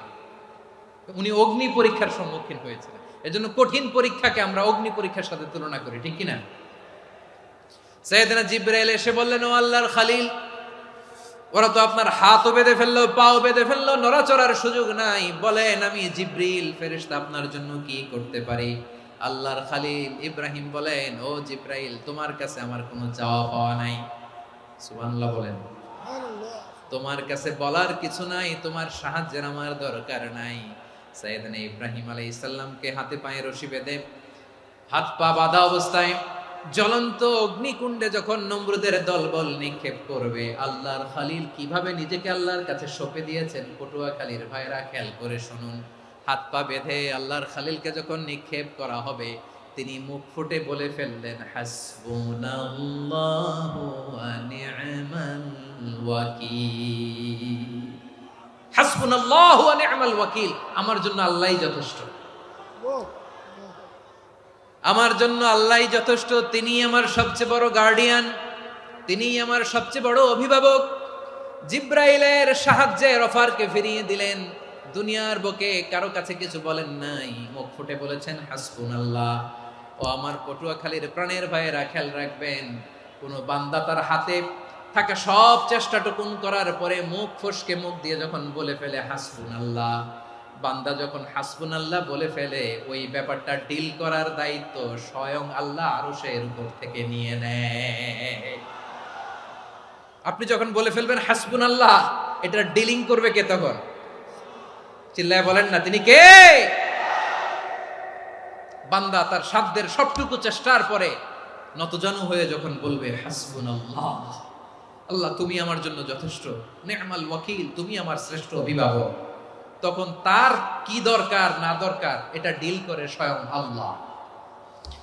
নিক্ষেপ করা হলো সাইয়েদনা ইব্রাহিমকে অগ্নিকুণ্ডলিতে। হাজার হাজার মানুষের দৃশ্য দেখার জন্য জড়ো হয়েছে এরকম বিশাল ময়দানে। কিন্তু কি অবাক করা ঘটনা, সবাই ভয় পাচ্ছিল, না জানে কি হয়ে যায়। আল্লাহর খলিলকে যখন আগুনের কুণ্ডলিতে নিক্ষেপ করা হয়, আল্লাহর খলিল ইব্রাহিম আগুনের কুণ্ডলীর মধ্যে বসে বসে মানুষগুলোর দিকে তাকিয়ে হাসতে শুরু করে দেয়। কারণ আকাশ থেকে রব্বুল আলামিন স্পেশাল ভার্ডিক্ট নাজিল করেছেন, স্পেশাল হুকুম জারি করেছেন, কুলনা ইয়া নারু কুনি বারদান ওয়া সালামান আলা ইব্রাহিম। ও আগুন, খবরদার, সৃষ্টির শুরু থেকে তোকে একটা ধর্ম আমি বাতলে দিয়েছিলাম, তোর ধর্ম, আগুনের ধর্ম হলো যা পাবে জ্বালিয়ে সারখার করবে। আল্লাহ বলল, ও আগুন, তোর ধর্ম দিয়েছিলাম তুই সব জ্বালিয়ে পুড়িয়ে ছারখার করে দিবি, কিন্তু ক্ষণিকের জন্য আমি তোর জ্বালিয়ে দেওয়ার ক্ষমতাটাকে কেড়ে নিলাম। জ্বালিয়ে ভস্ম করে দেওয়ার ক্ষমতা আমি কেড়ে নিলাম। কুনি বারদান, ঠান্ডা হয়ে যা। কিন্তু এত বেশি ঠান্ডা হবি না আবার আমার ইব্রাহিমের জন্য সর্দি লেগে না যায়। সুবহানাল্লাহ, এত আসতে বললে হবে? কুনি বারদান, বারদ মানে বরফ, ঠান্ডা। ঠান্ডা হ, কিন্তু এত ঠান্ডা হবি না যাতে আমার ইব্রাহিমের কষ্ট হয়। আগুন বলে, আল্লাহ একবার বললাম ঠান্ডা হ, আবার বলো এত ঠান্ডা হবি না যাতে খালিলের সর্দি না লাগে। কেমন ঠান্ডা হব, কেমন এনভায়রনমেন্ট তৈরি করে দেব বলো। আল্লাহ বললেন, সালামান আলা ইব্রাহিম, আমার খলিল, আমার কলিজা, আমার ইব্রাহিমের জন্য তুই জান্নাতের গুল বাগিচা হয়ে যা। ও ভাই, নবী মুসার মতো ঈমান হলে রাস্তা হবে সাগর জলে, নবী ইউসুফের মতো ঈমান হলে একে একে দরজা খোলে। নবী ইব্রাহিমের মতো ঈমান যদি আজও থাকে বিদ্যমান, অগ্নিকুণ্ডে দেখতে পাবে খুবসুরত এক ফুল বাগান। কুলনা ইয়া নারু কুনি বারদান ওয়া সালামান আলা ইব্রাহিম। বান্দা যখন মুখ দিয়ে বলে হাসবুনাল্লাহ, আমার আল্লাহ আমার জন্য যথেষ্ট, এই বলে যখন নিজেকে সঁপে দেয়, তার কি লাগবে ওই দায়িত্ব স্বয়ং নিয়ে নেয় কে? সবাই বলেন, স্বয়ং নিয়ে নেয় কে? তাহলে আমার প্রিয় ভাইরা, বিপদের শুরুতেই আমরা বলবো ইন্না লিল্লাহ। শুরুতে কি বলবো? এরপরে যেই বাক্যটা পড়ে নিজের পরিস্থিতিকে আল্লাহর দরবারে সঁপে দিব, সেটা হচ্ছে হাসবুনাল্লাহ। সেটা কি? বিষ্ণু বলেন, লা ইয়াজালু লিসানুকা রাতাবান মিন যিকরিল্লাহ। সব সময় আল্লাহর স্মরণ দিয়ে, জিকির দিয়ে জিহ্বাটারে সিক্ত রাখো। আর শয়তানু জাসিমুন আলা কলবি ইবনে আদম, শয়তান বনি আদমের কলবে খামচি মেরে বসে থাকে। ফাইদা যাকারাল্লাহ খালাসা, মানুষ যখন আল্লাহ স্মরণ করে জিকির করে, শয়তান দৌড়ে পালায়। ওয়াইদা গাফালা ওয়াসওয়াসা, যখনই বনি আদম গাফেল হয় তখনই শয়তান তার হৃদয়ে ওয়াসওয়াসা দেয়। এজন্য বিপদে পড়লে ইন্না লিল্লাহ, নিজের সব টুকুন করার পরে, নিজের রোল প্লে করার পরে নিজেকে আমরা কি বলে সঁপে দিব? সবাই বলেন, সবাই বলতে হবে। আরো জোরে বলে, মনে থাকবে? বিপদে পড়লে প্রথমে ইন্না লিল্লাহ, এরপরে নিজেকে যখন সঁপে দিব তখন হাসবুনাল্লাহ। এরপরে কঠিন বিপদ যখন বিশ্বনবী পড়তেন তখন কি করতেন? এমন বিপদ মাঝে মাঝে হয় না, দেয়ালে পিঠ থেকে যায়, চোখে মুখে অন্ধকার, কি করব দিশা খুঁজে পাই না, এরকম হয় কখনো? হ্যাঁ, আপনাদের হয়? হয় না? তো জান্নাতে আছেন আপনারা। হয় হয় এরকম হয়েছে না যে দেয়ালে পিঠ থেকে গেছে, চোখে মুখে অন্ধকার, কই যাব, কি করব, বাঁচানোর কেউ না, এরকম হয়েছে কখনো আপনাদের? যদি হয় তাইলে এটার সলিউশন বলবো, না হইলে তো এগুলো বলে লাভ নাই। হয় হয় হয় বিশ্বনবী এরকম কঠিন বিপদে পড়েছেন জীবনের কিছু কিছু মুহূর্তে। ওই মুহূর্তে বিশ্বনবী স্পেশাল দুইটা দোয়া পড়তেন। এই দোয়াগুলো আপনাদেরকে জানিয়ে দেয়। বিশ্বনবী বলেন, কঠিনতম বিপদে যখন পড়বা, দেয়ালে পিঠ থেকে যায়, চোখে মুখে অন্ধকার, বাঁচার কোনো উপায় নাই, তখন পড়বা লা ইলাহা ইল্লা আনতা সুবহানাকা ইন্নী কুনতু মিনাজ জালিমিন। আল্লাহ, তুমি ছাড়া কোনো ইলাহ নাই, তুমি পবিত্র, নিশ্চয় আমি জালিমদের অন্তর্ভুক্ত। সুবহানাল্লাহ বলেন। এই দোয়া সাইয়েদনা ইউনূস আলাইহিস সালাম পড়েছিলেন যখন মাছের পেটে ছিলেন। কিসের পেটে? এবং অনেক মুফাসসিরিন একরাম বলেছেন, অনেক আহলুল ইলমরা বলেছেন, এটা হচ্ছে ইসমে আজম। ইসমে আজম এমন দোয়া যেটা দিয়ে দোয়া করলে আল্লাহ দোয়া কবুল করে। কিন্তু এটা কোনটা, এটা নিয়ে ইখতিলাফ আছে। কোন আহলুল ইলম বলেন এই লা ইলাহা ইল্লা আনতা সুবহানাকা ইন্নী কুনতু মিনাজ জালিমিন, এটা হচ্ছে ইসমে আজম। সাইয়েদনা ইউনূস আলাইহিস সালাম পড়েছেন, আপনারা পড়েননি? তুফান হইলে পড়েন না? আমাদের এলাকায় তো এটা খুব, এটার উপর ব্যাপক আমল আছে। পটুয়াখালীতে কি অবস্থা বলেন? পড়েন পড়েন পড়েন পড়েন। একটা গল্প শুনেছিলাম, পাক হানাদার বাহিনী যখন বাংলাদেশে অ্যাটাক করতো, ৭১ সালের ঘটনা বলতেছে, আমরা তো দেখি নাই, শুনছি আর কি। ৭১ যদি দেখতাম এতদিনে রাজাকার হয়ে যেতাম। আল্লাহ আমাদেরকে বাঁচাই দিছে, আল্লাহর মেহেরবানি, ঠিক কিনা বলেন? মন মতো হইলে মুক্তিযোদ্ধা, মন মতো না হইলে রাজাকার। কত কিছু দেখলাম এই শাহবাগের বুকে। আল্লাহ, 71 সালে দেখি নাই, আমরা শুনেছি পাক হানাদার বাহিনী জিজ্ঞেস করত মুসলিম না অমুসলিম চেক করার জন্য, বলতো কালেমা বল, কালেমা বাতাও। তো যারা কালেমা বলতে পারতো পাকিস্তানি বাহিনী নাকি ওদেরকে ছেড়ে দিত, শুনেছি। তো একজনকে, এক বাঙালিরে পেয়ে তার মাথার মধ্যে বন্দুকর নল ধরে বলতেছে কালেমা বল সালে, কালেমা বাতা, কালেমা বল। তো ভয়ের চোটে এই দোয়া পড়া শুরু করছে। ও পড়তেছে লা ইলাহা ইল্লা আনতা সুবহানাকা ইন্নী কুনতু মিনাজ জালিমিন। পাকিস্তানি বলে সালে ये तो मुसीबत का কালেমা है। বাঙালি কয় হাম তো ভি মুসিবত মে হ্যায়। পাকিস্তানি বলে বেটা কোন দোয়া বললি, এটা তো মুসিবতের কালেমা। কয় আমিও তো মুসিবতে আছি, আমার মাথার মধ্যে বন্দুক ধরে তুমি আমারে কালেমা জিজ্ঞেস করো, এখন কোনটা কালিমা আর কোনটা কি দোয়া, আমার হুশ আছে নাকি? প্রিয় ভাইরা, আসলে এটা দোয়াউল মুসিবা, বিপদে পড়লে এ দোয়া পড়তে হয়। লা ইলাহা ইল্লা আনতা সুবহানাকা ইন্নী কুনতু মিনাজ জালিমিন। এটা পড়বেন আপনারা। এই দোয়া পড়ে সাইয়েদনা ইউনূস আলাইহিস সালাম মাছের পেট থেকে রক্ষা পেয়েছিলেন। রক্ষা করেছিল কে? তুমি ইউনূস নবীরে যখন খাইলো মাছেতে গিলিয়া, ফেরেশতা পাঠাইয়া দিলে ইসমে আজম দিয়া। প্রাণে ছিল যাহার ভয় সেথা পাইল আশ্রয়, প্রাণে ছিল যাহার ভয় সেথা পাইল আশ্রয়। মাছের পেট হতে সে যে পেল পরিত্রাণ। আল্লাহু আল্লাহু তুমি জাল্লে জালালুহু, শেষ করা তো যায় না গে তোমার গুণগান। আল্লাহু আল্লাহু সুবহানাল্লাহ পড়ে। লা ইলাহা ইল্লা আনতা সুবহানাকা ইন্নী কুনতু মিনাজ জালিমিন। বিশ্বনবী বললেন, দেয়ালে পিঠ থেকে গেলে, চোখে মুখে অন্ধকার, বাঁচার কোনো উপায় নাই, তখন এই দোয়াটা পড়তে হবে। এই দোয়া পড়ে আল্লাহর কাছে ফরিয়াদ করলে বিপদ মুক্ত করবেন কে? কেন এই দোয়াটা আল্লাহর কাছে বড্ড প্রিয় জানেন আমার ভাইয়েরা? কারণ এই দোয়ার মধ্যে 3টা জিনিস আছে। আমি যেরকম আঙ্গুল উঁচু করেছি এরকম করেন তো। 3টা। কয়টা? 3টা। 1 নম্বরে হচ্ছে তাওহীদ, 2 নম্বরে তাসবিহ, 3 নম্বরে তাকরীর। আই রিপিট, আবারও বলছি, 1 নম্বরে তাওহীদ, 2 নম্বরে তাসবিহ, 3 নম্বরে তাকরীর। এই দোয়াটা আল্লাহর কাছে এত পছন্দনীয় কারণ এ দোয়ার প্রথম অংশে আছে তাওহীদ, আল্লাহর একত্ববাদের ঘোষণা। লা ইলাহা ইল্লা আনতা, ও আল্লাহ আপনি ছাড়া কোনো ইলাহ নাই, উপাস্য নাই। এই কথা বললে আল্লাহ বড্ড খুশি হয়ে যায়। সুবহানাল্লাহ পড়েন। এ দোয়ার দ্বিতীয় অংশে আছে তাসবিহ, মানে আল্লাহর প্রশংসা, প্রশংসা সূচক বাণী। সুবহানাক সুবহানাক সুবহানাক, ও আল্লাহ আমি আপনার পবিত্রতা ঘোষণা করছি। সুবহানাক, এই কথা শুনলেও আল্লাহ খুশি হয়ে যায়। সুবহানাল্লাহ পড়েন। এই দোয়ার তৃতীয় অংশে আছে তাকরীর। তাকরীর মানে পাপের স্বীকৃতি। তাকরীর মানে কি? তাকরীর মানে পাপের স্বীকৃতি। এই দোয়ার তৃতীয় অংশে আছে ইন্নী কুনতু মিনাল জালিমিন, ও আল্লাহ আমি জালিমদের অন্তর্ভুক্ত। আল্লাহ আল্লাহ আমি জালেম, আল্লাহ আমি ভুল করেছি, অন্যায় করেছি, আল্লাহ আমি জালেমদের অন্তর্ভুক্ত। এই পাপের স্বীকৃতি, অ্যাকনোলেজমেন্ট আল্লাহ বড্ড পছন্দ করে।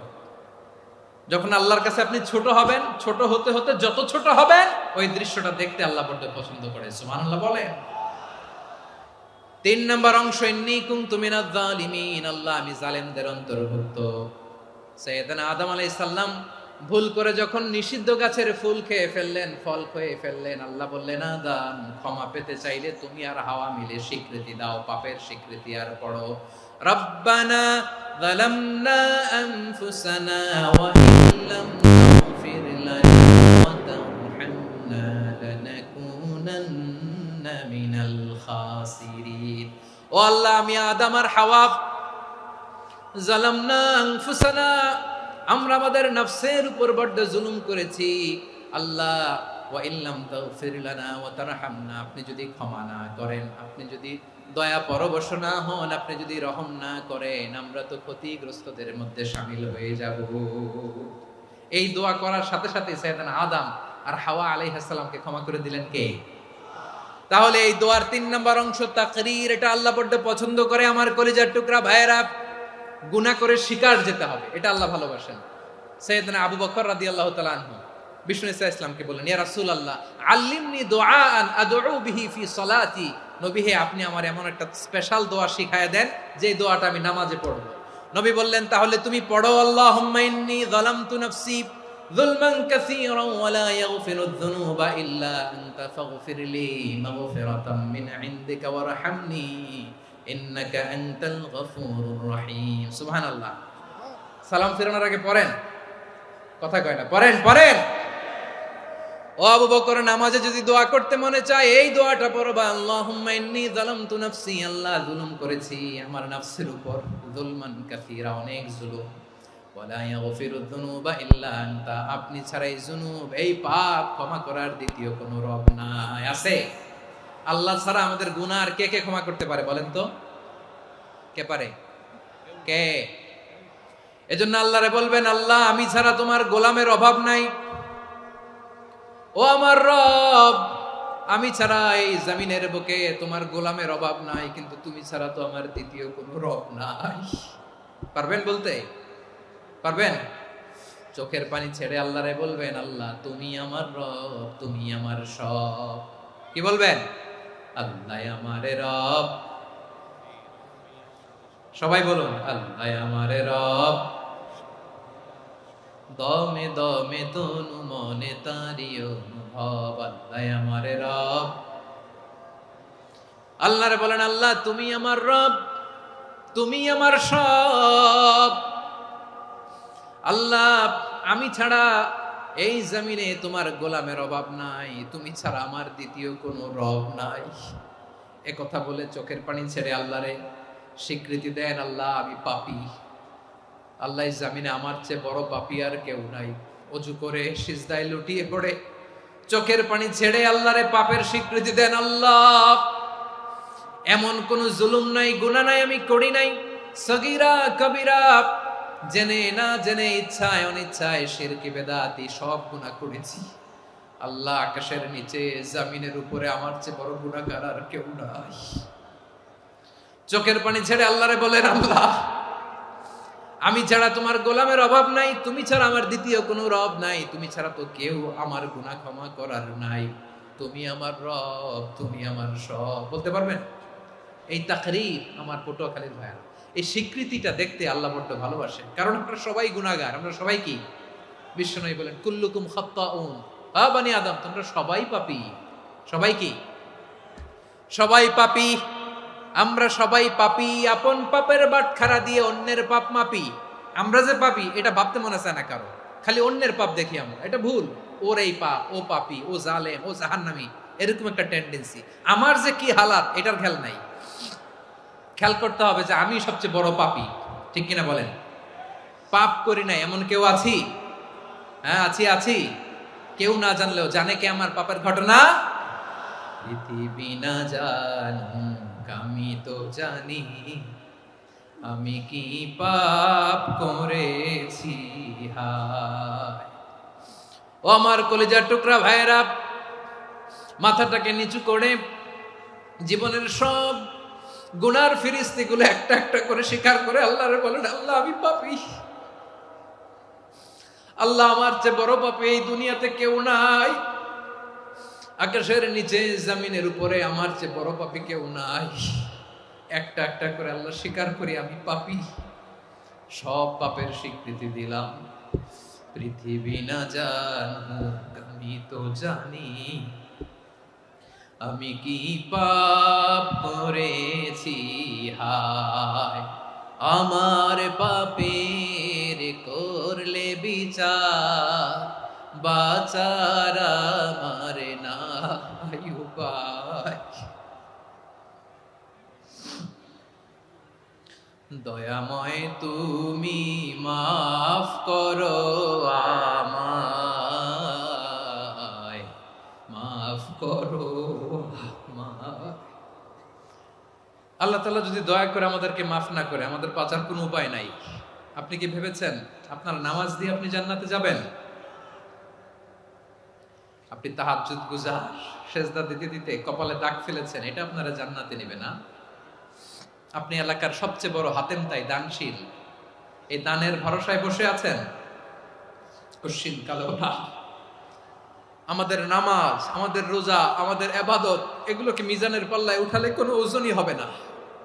তবে আমাদের একটা কৌশল জানা আছে, আমরা আল্লাহর রহমতের ভিখারি। আমরা সেদিন আগেই গুনার স্বীকৃতি দিয়ে দেব। আমরা বলবো, আল্লাহ তুমি প্রশ্ন করার আগে তোমার একটা কথা বলি, আমারে কিছু জিজ্ঞেস করো না, আমি সব করেছি। এমন কোন পাপ নাই যে পাপ আমারে দিয়ে হয় নাই। তোমার রহমত দিয়ে তুমি জান্নাতে পাঠাবা, তোমার দয়ায় জান্নাতে যেতে চাই, আমল দিয়ে না। পারবেন বলতে? কিয়ামতের দিন আমরা বলবো, আল্লাহ আমার আমল দিয়ে জান্নাত চাই না, আমি তোমার দয়া দিয়ে জান্নাত চাই। তোমার দয়া ছাড়া আমার কোনো উপায় নাই। কারণ আল্লাহ যদি বিচার করে, বাঁচার কারো উপায় নাই। আল্লাহ যদি বলে ফেলেন তুই এটা করলি কেন, ওখানে গেলি কেন, কোরআনে 1000 বার নিষেধ করলাম তারপরেও এই পাপে জড়ালি কেন, এরকম প্রশ্ন ছুড়ে দিলে আমার উত্তর আছে? বাঁচার কোনো উপায় আছে? রোজ হাসরে হে আল্লাহ আমার করোনা বিচার, আল্লাহ করোনা বিচার। বিচার চাহি না তব দয়া চাই, এ গুনাহগার, আল্লাহ করোনা বিচার। আপনার আমল দিয়ে জান্নাতে যাবেন? কি দিয়ে যাবেন? আল্লাহর দয়া দিয়ে। আল্লাহর রহম আর দয়া ছাড়া কেউ জান্নাতের চেহারাও দেখতে পাবে না। আমার প্রিয় ভাইরা, এই দোয়া আল্লাহর কাছে পছন্দনীয় হওয়ার কারণ 3টা। দোয়ার প্রথম অংশে আছে তাওহীদ, আল্লাহর একত্ববাদের ঘোষণা। এই দোয়ার দ্বিতীয় অংশ আছে তাসবিহ, আল্লাহর প্রশংসা সূচক বাণী। এই দোয়ার 3 নাম্বার অংশ পাপের স্বীকৃতি। তাহলে আমরা সবাই গুনাহগার। আমরা আল্লাহর কাছে পাপের স্বীকৃতি দিয়ে বলবো, ও আল্লাহ ইন্নী কুনতু মিনাজ জালিমিন, আমরা জুলুম করেছি, পাপ করেছি, অন্যায় করেছি, আল্লাহ বুঝতে পারি নাই, শয়তানের ওয়াসওয়াসায় পড়ে, বন্ধুর পাল্লায় পড়ে, নফসের খায়েশ মিটাতে যে আল্লাহ করে ফেলেছি। তুমি গুনাহ না মাফ না করলে আমাদের গুনাহ মাফ করার দ্বিতীয় কেউ নাই। ঠিক কিনা বলেন? এভাবে অনুতপ্ত হয়ে যদি আল্লাহর কাছে দোয়া করেন, দেয়ালে পিঠ থেকে গেছে, কোনো রাস্তা নাই বের হওয়ার, ওই মুহূর্তেও আপনাকে বিপদ থেকে উদ্ধার করবে কে? বিশ্বনবী চরম বিপদে পড়লে 2টা দোয়া পড়তেন। প্রথম হলো এটা, লা ইলাহা ইল্লা আনতা সুবহানাকা ইন্নী কুনতু মিনাল জালিমিন। এই দোয়াটা আমরা বেশি বেশি পড়ব প্রিয় ভাইরা। রাজি আছেন? সবাই আওয়াজ করে পড়ুন ইনশাআল্লাহ। আমার প্রিয় ভাইয়েরা, বিপদে পড়লে বিশ্বনবী আরো একটা দোয়া পড়তেন, লা ইলাহা ইল্লাল্লাহুল আযীমুল হালিম, লা ইলাহা ইল্লাল্লাহু রাব্বুল আরশিল আযীম, লা ইলাহা ইল্লাল্লাহু রাব্বুস সামাওয়াতি ওয়াল আরদি ওয়া রাব্বুল আরশিল কারীম। এই যে বললাম, রেকর্ড হয়ে গেছে। এখন তো আর ইনস্ট্যান্ট মুখস্থ না হলো, পরে মুখস্থ করে নেবেন। আল্লাহ ছাড়া কোনো উপাস্য নাই, তিনি সুমহান, মহা সহিষ্ণু। আল্লাহ ছাড়া কোনো উপাস্য নাই, তিনি সুমহান, আরশের অধিপতি। আল্লাহ ছাড়া কোনো উপাস্য নাই, তিনি আকাশের মালিক, জমিনের মালিক, তিনি সুবিশাল আরশের অধিপতি। সুবহানাল্লাহ পড়েন। এই দোয়াটা কেউ যদি পড়ে যদি এর ওসিলা করে দোয়া করে, তাকে বিপদ থেকে মুক্তি দেয় কে? মনে থাকবে আপনাদের? তাহলে বিপদের প্রথম ধাক্কায় কি যেন পড়তে হয়? ইন্না লিল্লাহ। তারপরে কি বলে আল্লাহর কাছে নিজেকে সঁপে দিতে হয়? দেয়ালে পিঠ থেকে গেলে লা ইলাহা ইল্লা আনতা সুবহানাকা ইন্নী কুনতু মিনাজ জালিমিন। 2 নাম্বার হচ্ছে লা ইলাহা ইল্লাল্লাহুল আযীমুল হালিম, লা ইলাহা ইল্লাল্লাহু রাব্বুল আরশিল আযীম, লা ইলাহা ইল্লাল্লাহু রাব্বুস সামাওয়াতি ওয়াল আরদি ওয়া রাব্বুল আরশিল কারীম। মনে থাকবে?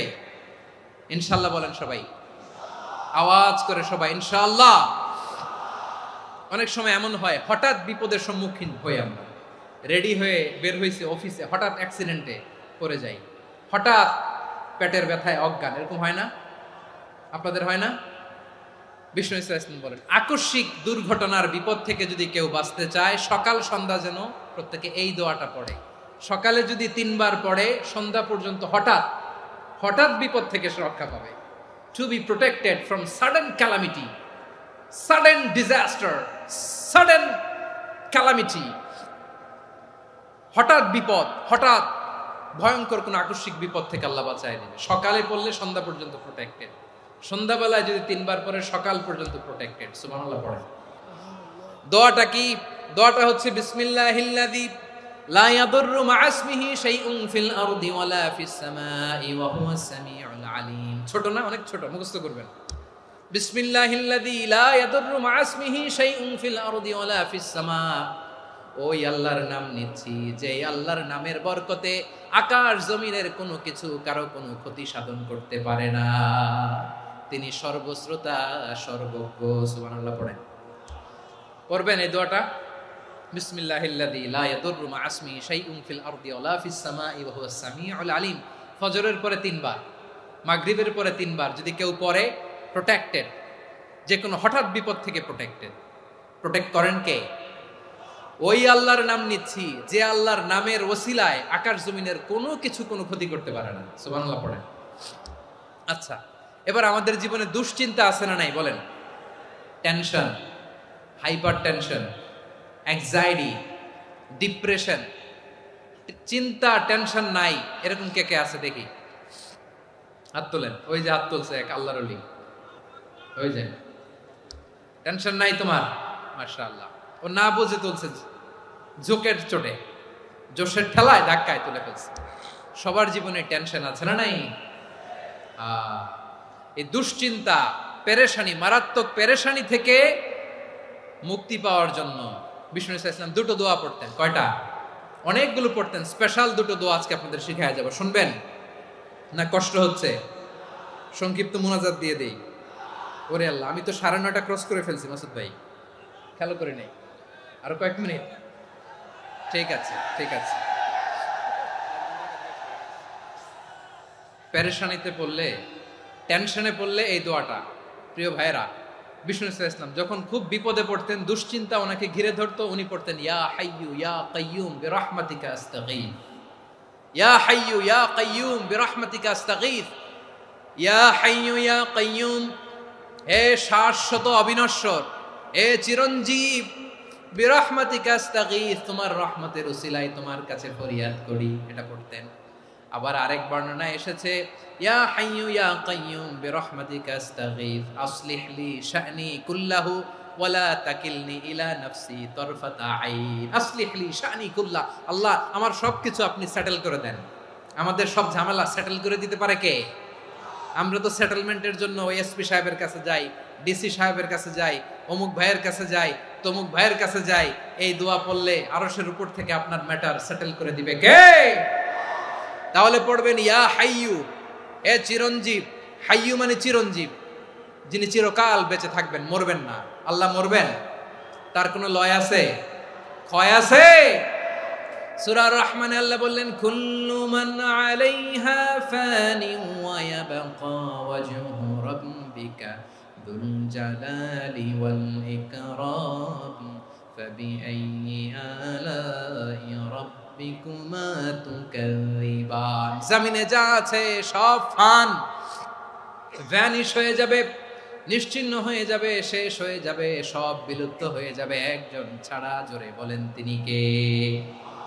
ইয়া হাইয়ু। আমার সাথে আওয়াজ করে পড়েন ইয়া হাইয়ু ইয়া কাইয়ুম ইয়া হাইয়ু ইয়া কাইয়ুম বিরহমাতিকা আস্তাগীথ আসলিহ লি শা'নি কুল্লা ওয়ালা তাকিলনি ইলা নাফসি তারফাতা আইন। এভাবে দোয়া করলে আপনাকে বিপদ মুক্ত করবে কে? এই দোয়াটা কেন পছন্দ আল্লাহর কাছে? কারণ এখানে আল্লাহর 2টা সুন্দর নাম আছে, গুণবাচক নাম, আল হাই, আল কাইয়ুম। এই 2টো নাম আছে এখানে। আবার এই 2টা আয়াতুল কুরসির অংশ। আয়াতুল কুরসির শুরুতে এটা আছে না নাই? হ্যাঁ, আছে না নাই? 3 নাম্বার কারণ এটা ইসমে আজম। কোন দোয়াটা ইসমে আজম? যে দোয়া ওসিলায় দোয়া করলে আল্লাহ দোয়া ফেরায় না। অনেকগুলো মত আছে, সবচেয়ে ভ্যালিড মত হচ্ছে এটা, ইয়া হাইয়ু ইয়া কাইয়ুম। এর ওসিলা দিয়ে দোয়া করলে দোয়া কবুল করে কে? দুই নম্বরে বিশ্বনবী মারাত্মক বিপদে পড়লে আরেকটা দোয়া পড়তেন, আল্লাহুম্মা ইন্নী আবদুক। আগে দোয়াটা পড়ি, শুনেন। আল্লাহুম্মা ইন্নী আবদুক ওয়াবনু আবদিক ওয়াবনু আমাতিক নাসিয়াতি বিয়াদিক মাদিন ফিয়া হুকমুক আদলুন ফিয়া কাদাউক আসআলুকা বিকুল্লি ইসমিন হুয়া লাক সাম্মাইতা বিহি নাফসাক আও আনসালতাহু ফি কিতাবিক আও আল্লামতাহু আহাদাম মিন খালকিক আও ইস্তা'সারতা বিহি ফি ইলমিল গায়বি ইনদাক আন তাজআলাল কুরআনা রাবিআ কলবি ওয়া নূরা সাদরি ওয়া জালাআ হুজনি ওয়া যাহাবা হাম্মি। সুবহানাল্লাহ পড়েন। বিষ্ণুই বলতেন, আল্লাহুম্মা ইন্নী আবদুক, ও আল্লাহ আমি আপনার গোলাম, ওয়াবনু আবদিক, গোলামের ঘরের গোলাম, ওয়াবনু আমাতিক, বাদির ঘরের গোলাম। মানে আল্লাহ আমি আপনার গোলাম, আমার বাবা আব্দুল্লাহ ছিল আপনার গোলাম, আমার মা আমিনা ছিল আপনার বাদী। মানে আমরা গোলাম বংশের, সব গোলাম।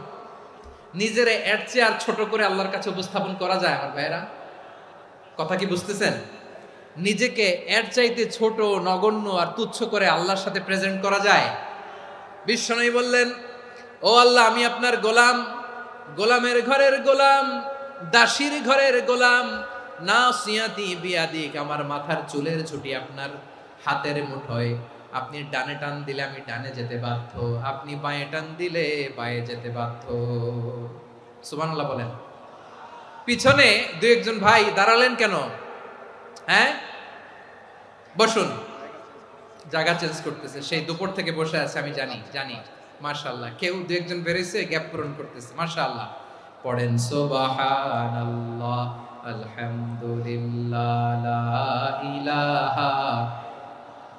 লা ইলাহা ইল্লাল্লাহ মুহাম্মাদুর রাসূলুল্লাহ সাল্লাল্লাহু আলাইহি ওয়াসাল্লাম।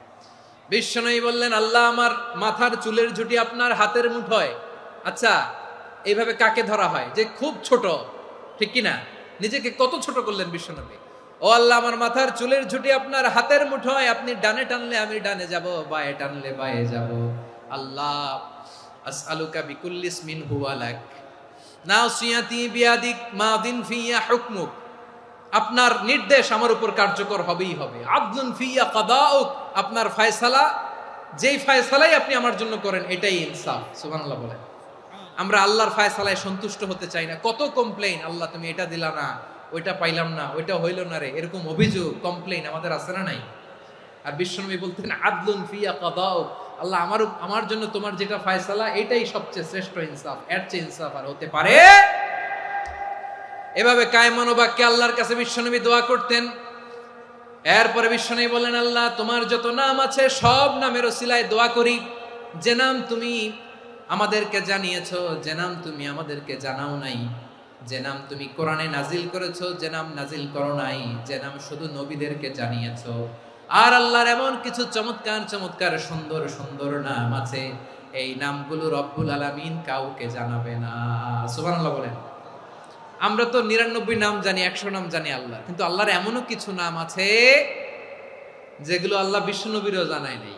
এগুলো আল্লাহ ইলমুল গায়বে রেখে দিয়েছেন। দোয়ার সময় বলবেন, আল্লাহ তোমার যেই নামগুলো জানি, যেগুলো জানি না, যেগুলো কোরআনে আছে, যেগুলো নাই, যেগুলো নবীরে খাস ভাবে জানাইছো ওগুলোর উসিলায়, যেগুলো কোনোদিন জানাবাও না, তোমার ওই নামের উসিলাও তোমার কাছে চাই। আল্লাহ কোরআনকে আমার হৃদয়ের বসন্ত বানাও, আমার বক্ষের জ্যোতি বানাও, আমার চিন্তা দুশ্চিন্তা তুমি দূর করে দাও। বিশ্বনবী বললেন, এই কালিমাগুলো, এই বাক্যগুলো পড়ে যদি কেউ আল্লাহর কাছে ফরিয়াদ করে, তার হৃদয় থেকে দুশ্চিন্তা কাটিয়ে দিবে কে? পড়বেন, এই দোয়াগুলো পড়বেন। আচ্ছা, সব শেষে বলি, ঋণের বোঝায় যারা জর্জরিত, বিষ্ণু ইসলাম চমৎকার একটা দোয়া শিখিয়েছেন। আমাদের অনেকে ঋণের বোঝায় জর্জরিত, আছে না নাই? এদিকে কেউ আছেন? থাকলে হাত তোলার দরকার নেই, থাকলে এই দোয়াটা পড়বেন। এক সাহাবীর নাম আবু উমামা, নামাজের ওয়াক্ত ছাড়া উনি মসজিদে যেয়ে বসে আছে। বিশ্বনবী বললেন, কিরে আবু উমামা, নামাজের তো ওয়াক্ত হয় নাই, মসজিদে কি? সাহাবী বলে, হুমুমুন লাজিমাতনি ওয়া দুয়ুন, নবী গো ঋণের বোঝায় এমন টেনশনে আছি, ঘরে থাকতে পারলাম না, মসজিদে চলে আসছে। বিশ্বনবী বলেন, আমি কি তোমার এমন একটা দোয়া শিখাবো যেটা পড়লে আল্লাহ তাআলা তোমার ঋণের বোঝা হালকা করে দিবেন? আবু উমামা বললেন, ইয়া রাসূলুল্লাহ, অবশ্যই শিখাবেন। বিশ্বনবী বললেন, তাহলে তুমি পড়বা, আল্লাহুম্মা ইন্নী আউযু বিকা মিনাল হাম্মি ওয়াল হাযান ওয়া আউযু বিকা মিনাল জুবনি ওয়াল বুখল ওয়া আউযু বিকা মিন গালাবাতিদ দাইনি ওয়া কাহরির রিজাল। ও আল্লাহ, তোমার কাছ থেকে দুশ্চিন্তা থেকে পানা চাই, কৃপণতা, ভীরুতা, অলসতা, কার্পণ্যতা, এই সব কিছু থেকে, মানুষের কঠোরতা, আমার উপর মানুষের আধিপত্য এবং ঋণের বোঝা থেকে পানা চাই। এই দোয়াটা যখন বিশ্বনবী শিখাই দিলেন, আবু মামা বারবার এই দোয়া পড়ে, আল্লাহুম্মা ইন্নী আউযু বিকা মিনাল হাম্মি ওয়াল হাযান ওয়া আউযু বিকা মিনাল আজজি ওয়াল কাসাল ওয়া আউযু বিকা মিনাল জুবনি ওয়াল বুখল ওয়া আউযু বিকা মিন গালাবাতিদ দাইনি ওয়া কাহরির রিজাল। আবু মামা বলে এই দোয়া আমি পড়তে লাগলাম। কিছুদিন পরে দেখা গেল বিশ্বনবীর শেখানো এই দোয়ার বদৌলতে আল্লাহ তাআলা আমার সব ঋণ পরিশোধের ব্যবস্থা করে দিয়েছেন। পড়বেন। আমার প্রিয় পটুয়াখালীর ভাইয়েরা, বিশ্বনবীর জামাতা সাইয়্যিদিনা আলী রাদিয়াল্লাহু তাআলা আনহুর কাছে এক লোক এসে বলে, হে আলী, ঋণের বোঝায় আমি জর্জরিত, আমার কিছু অর্থ দিয়ে সাহায্য করো। সাইয়্যিদিনা আলী রাদিয়াল্লাহু তাআলা আনহু বললেন, আমি কি তোমারে এমন একটা দোয়া শিখাবো যেটা বিশ্বনবী আমাদের শিখিয়েছেন? এই দোয়া যদি তুমি পড়ো, লাউ কানা আলাইকা মিসলু জাবালিন কাবীরিন দাইনান আদাল্লাহু আনকা, পাহাড় পরিমাণে যদি ঋণের বোঝা হয়, আল্লাহ এটা পরিশোধের ব্যবস্থা করে দিবেন। ছোট্ট একটা দোয়া বিশ্বনবী শিখালেন, বললেন তুমি পড়বা, আল্লাহুম্মা কফিনি বিহালালিকা আন হারামিকা ওয়া আগনিনি বিফাদলিকা আম্মান সিওয়াক। মুখস্থ আছে? হ্যাঁ আছে। আল্লাহুম্মা কফিনি বিহালালিকা আন হারামিক, আল্লাহ তোমার হালাল দিয়ে আমাকে পরিতুষ্ট করো, হারাম থেকে বাঁচিয়ে রাখো, আর তোমার অনুগ্রহে মানুষের মুখাপেক্ষী যেন আমি না হই, আমি যেন সবসময় তোমার মুখাপেক্ষী হয়, ওই তৌফিক দিও। সুবহানাল্লাহ পড়েন। এই দোয়া বেশি বেশি পড়লে ঋণের বোঝা হালকা করে দিবে কে? তাহলে প্রিয় ভাইয়েরা, বিপদে পড়লেই প্রথমে কি পড়বেন? পটুয়াখালী ভুইলা গেছে। বিপদে পড়লেই প্রথমে ইন্না লিল্লাহ কি বলে নিজেকে আল্লাহর কাছে সঁপে দিতে হয়? হাসবুনাল্লাহ। চরম বিপদে দেয়ালে পিঠ থেকে গেছে, তখন লা ইলাহা ইল্লা আনতা সুবহানাকা ইন্নী কুনতু মিনাজ জালিমিন। এরপরে লা ইলাহা ইল্লাল্লাহুল আযীমুল হালিম, এই দোয়া। আকস্মিক বিপদ, হঠাৎ যেন কোনো বিপদ আমাকে পেয়ে না বসে, এটার জন্য বিসমিল্লাহিল্লাযী লা ইয়াদুররু মা ইসমিহি শাইউন ফিল আরদি ওয়ালা ফিস সামাই ওয়া হুয়াস সামিউল আলিম। সকালে 3 বার, রাতে 3 বার। আর মারাত্মক tension, hyper tension, anxiety, depression থেকে বাঁচার জন্য 2 দোয়া, ইয়া হাইয়্যু ইয়া কাইয়্যুম, ইয়া হাইয়্যু ইয়া কাইয়্যুম, মনে থাকবে? আর আল্লাহুম্মা ইন্নী আবদুক, এই দোয়া। ঋণ থেকে বাঁচার জন্য 2 দোয়া, আল্লাহুম্মা ইন্নী আউযু বিকা মিনাল হাম্মি ওয়াল হাযান, এটা। আর আল্লাহুম্মা কফিনি বিহালালিকা আন হারামিকা ওয়া আগনিনি বিফাদলিকা আম্মান সিওয়াক। আর সব সময় পড়ার জন্য একটা আমল দিয়ে যাই, উঠতে বসতে, অফিসে যাচ্ছেন, অফিস থেকে ফিরতেছেন, বসে আছেন, শুয়ে আছেন, ছোট্ট এক শব্দে আমরা যেন বেশি বেশি পড়ি আস্তাগফিরুল্লাহ। আওয়াজ করে আমার সাথে পড়ুন, আস্তাগফিরুল্লাহ। আবার পড়ুন, আস্তাগফিরুল্লাহ। আল্লাহ রাসূল সাল্লাল্লাহু আলাইহি ওয়াসাল্লাম বলেন, মান লাজিমাল ইস্তিগফার, যে সব সময় এরকম ইস্তিগফারের সাথে লেগে থাকে, জাআলাল্লাহু লাহু মিন কুল্লি যিকিন মাখরাজা, আল্লাহ তাআলা তাকে কোনো বিপদে আটকান না, সে জীবনে আটকাবে না, যে কোনো বিপদে আল্লাহ তার রাস্তা বের করে দিবেন। Way out, you will get a way out and solution. সুবহানাল্লাহ। ওয়া মিন কুল্লি হাম্মিন ফারাজা, দুশ্চিন্তা মুক্ত হবে। ওয়ায়ারযুকহু মিন হাইসু লা ইয়াহতাসিব, এমন জায়গা থেকে আল্লাহ রিজিকের বন্দোবস্ত করবে যেটা সে কল্পনাও করে না। আওয়াজ করে পড়েন সুবহানাল্লাহ। তাহলে মনে থাকবে আস্তাগফিরুল্লাহর কথা। সব শেষ কথা বলবো, সব শেষ আমার প্রিয় ভাইয়েরা। এটা গেল নিজের বিপদ। কিসের বিপদ? নিজে যদি বিপদে পড়েন। অন্যের বিপদ যদি দেখেন, এটার জন্য একটা দোয়া আছে। অনেক সময় আমরা দেখি হাসপাতালে ক্যান্সারের 3rd স্টেজে চলে গেছে, লোকটা হ্যাংলা হয়ে, চিকন হয়ে, হায়রে কি কষ্ট পায়, দেখি না? বিষ্ণু বলে, একটা দোয়া যদি কেউ অন্যের কোনো বিপদ দেখে পড়ে, ওই বিপদ তার জীবনে কখনো আসবে না। শুনবেন? শোনার আগ্রহ আছে? অনেক সময় হয় যে আমরা মহাসড়ক দিয়ে যখন চড়ি, দুর্ঘটনায়, আইরে আল্লাহ, দুর্ঘটনায় মানুষের মাথা একদিকে, দেহ আরেক দিকে, ব্লিডিং, এরকম হয় না? আল্লাহ তুমি হেফাজত করো। বিশ্বনবী বলেন, এই দুর্ঘটনা দেখে কেউ যদি এই দোয়াটা পড়ে, তার জীবনে সে কোনোদিন এরকম অ্যাক্সিডেন্টের সম্মুখীন হবে না। শুনবেন? বিশ্বনবী বলেন, অন্যের বিপদ দেখে কেউ যদি পড়ে, আলহামদুলিল্লাহিল্লাযী আফানি মিম্মা বতালাকা বিহি ওয়া ফাদ্দালানি আলা কাসীরিন মিম্মান খালাকা তাফদীলা, মানে প্রশংসা সে আল্লাহর যে আল্লাহ তাআলা তোমাকে যেই জিনিস দিয়ে পরীক্ষা করেছে আমাকে ওইটা থেকে বাঁচিয়ে দিয়েছে। তোমাকে আল্লাহ যেই বিপদে ফেলেছে আমাকে ওই বিপদ থেকে তিনি মুক্ত রেখেছে, আর তার অনেক সৃষ্টির উপর আমাকে তিনি প্রাধান্য দিয়েছে। সুবহানাল্লাহ পড়েন। যে কোনো বিপদ, কারো ক্যান্সার দেখে যদি এই দোয়াটা আপনি বিশ্বাসের সাথে পড়েন, জীবনে কোনোদিন ক্যান্সার রোগে আক্রান্ত হবেন না। দুর্ঘটনা দেখে যদি পড়েন, ওই দুর্ঘটনা আপনাকে স্পর্শ করবে না। যে কোনো কারো বিপদ দেখে যদি কোনো বিশ্বাসী বান্দা এই দোয়া পড়ে, বিশ্বনবী বলেন লাম ইউসিবহু যালিকাল বালা, ওই বিপদ তাকে আর ধরবে না। উফিয়া মিনহু মিন যালিকাল বালা কাইনাম মা কান, সে যতদিন হায়াত পাবে কোনোদিন ওই বিপদ তাকে স্পর্শ করবে না। এই দোয়াটা পড়তে রাজি আছেন আমার প্রিয় ভাইরা? তাহলে পুরো আলোচনার সেন্ট্রাল থিম হচ্ছে আমাদের জীবনে বিপদ আসবে, কষ্ট আসবে, দুঃখ আসবে, কিন্তু বিপদে আপদে আমরা হাল ছেড়ে দিব না, হতাশ হব না। মুমিন হতাশ হয় না, নিরাশ হয় না, হাল ছেড়ে দেয় না। মুমিন ভরসা রাখে একজনের উপর। আওয়াজ করে বলুন, যিনি কে? বিপদে পড়লে আমাদেরকে উদ্ধার করে কে? আবার আমাদেরকে যদি কোনো নেয়ামত আল্লাহ দিতে চান, ওইটা কেড়ে নেওয়ার ক্ষমতা কারো আছে? তাহলে আমরা কানেক্টিভিটি বাড়াবো কার সাথে? আমাদের প্রার্থনার ফরিয়াদের হাত তুলবো কার কাছে? রাজি আছেন পটুয়াখালীর ভাইয়েরা? মনে থাকবে কথাগুলো? আল্লাহ তাআলা আমাদের সবাইকে কথাগুলো বোঝার ও আমল করার তৌফিক দান করুন।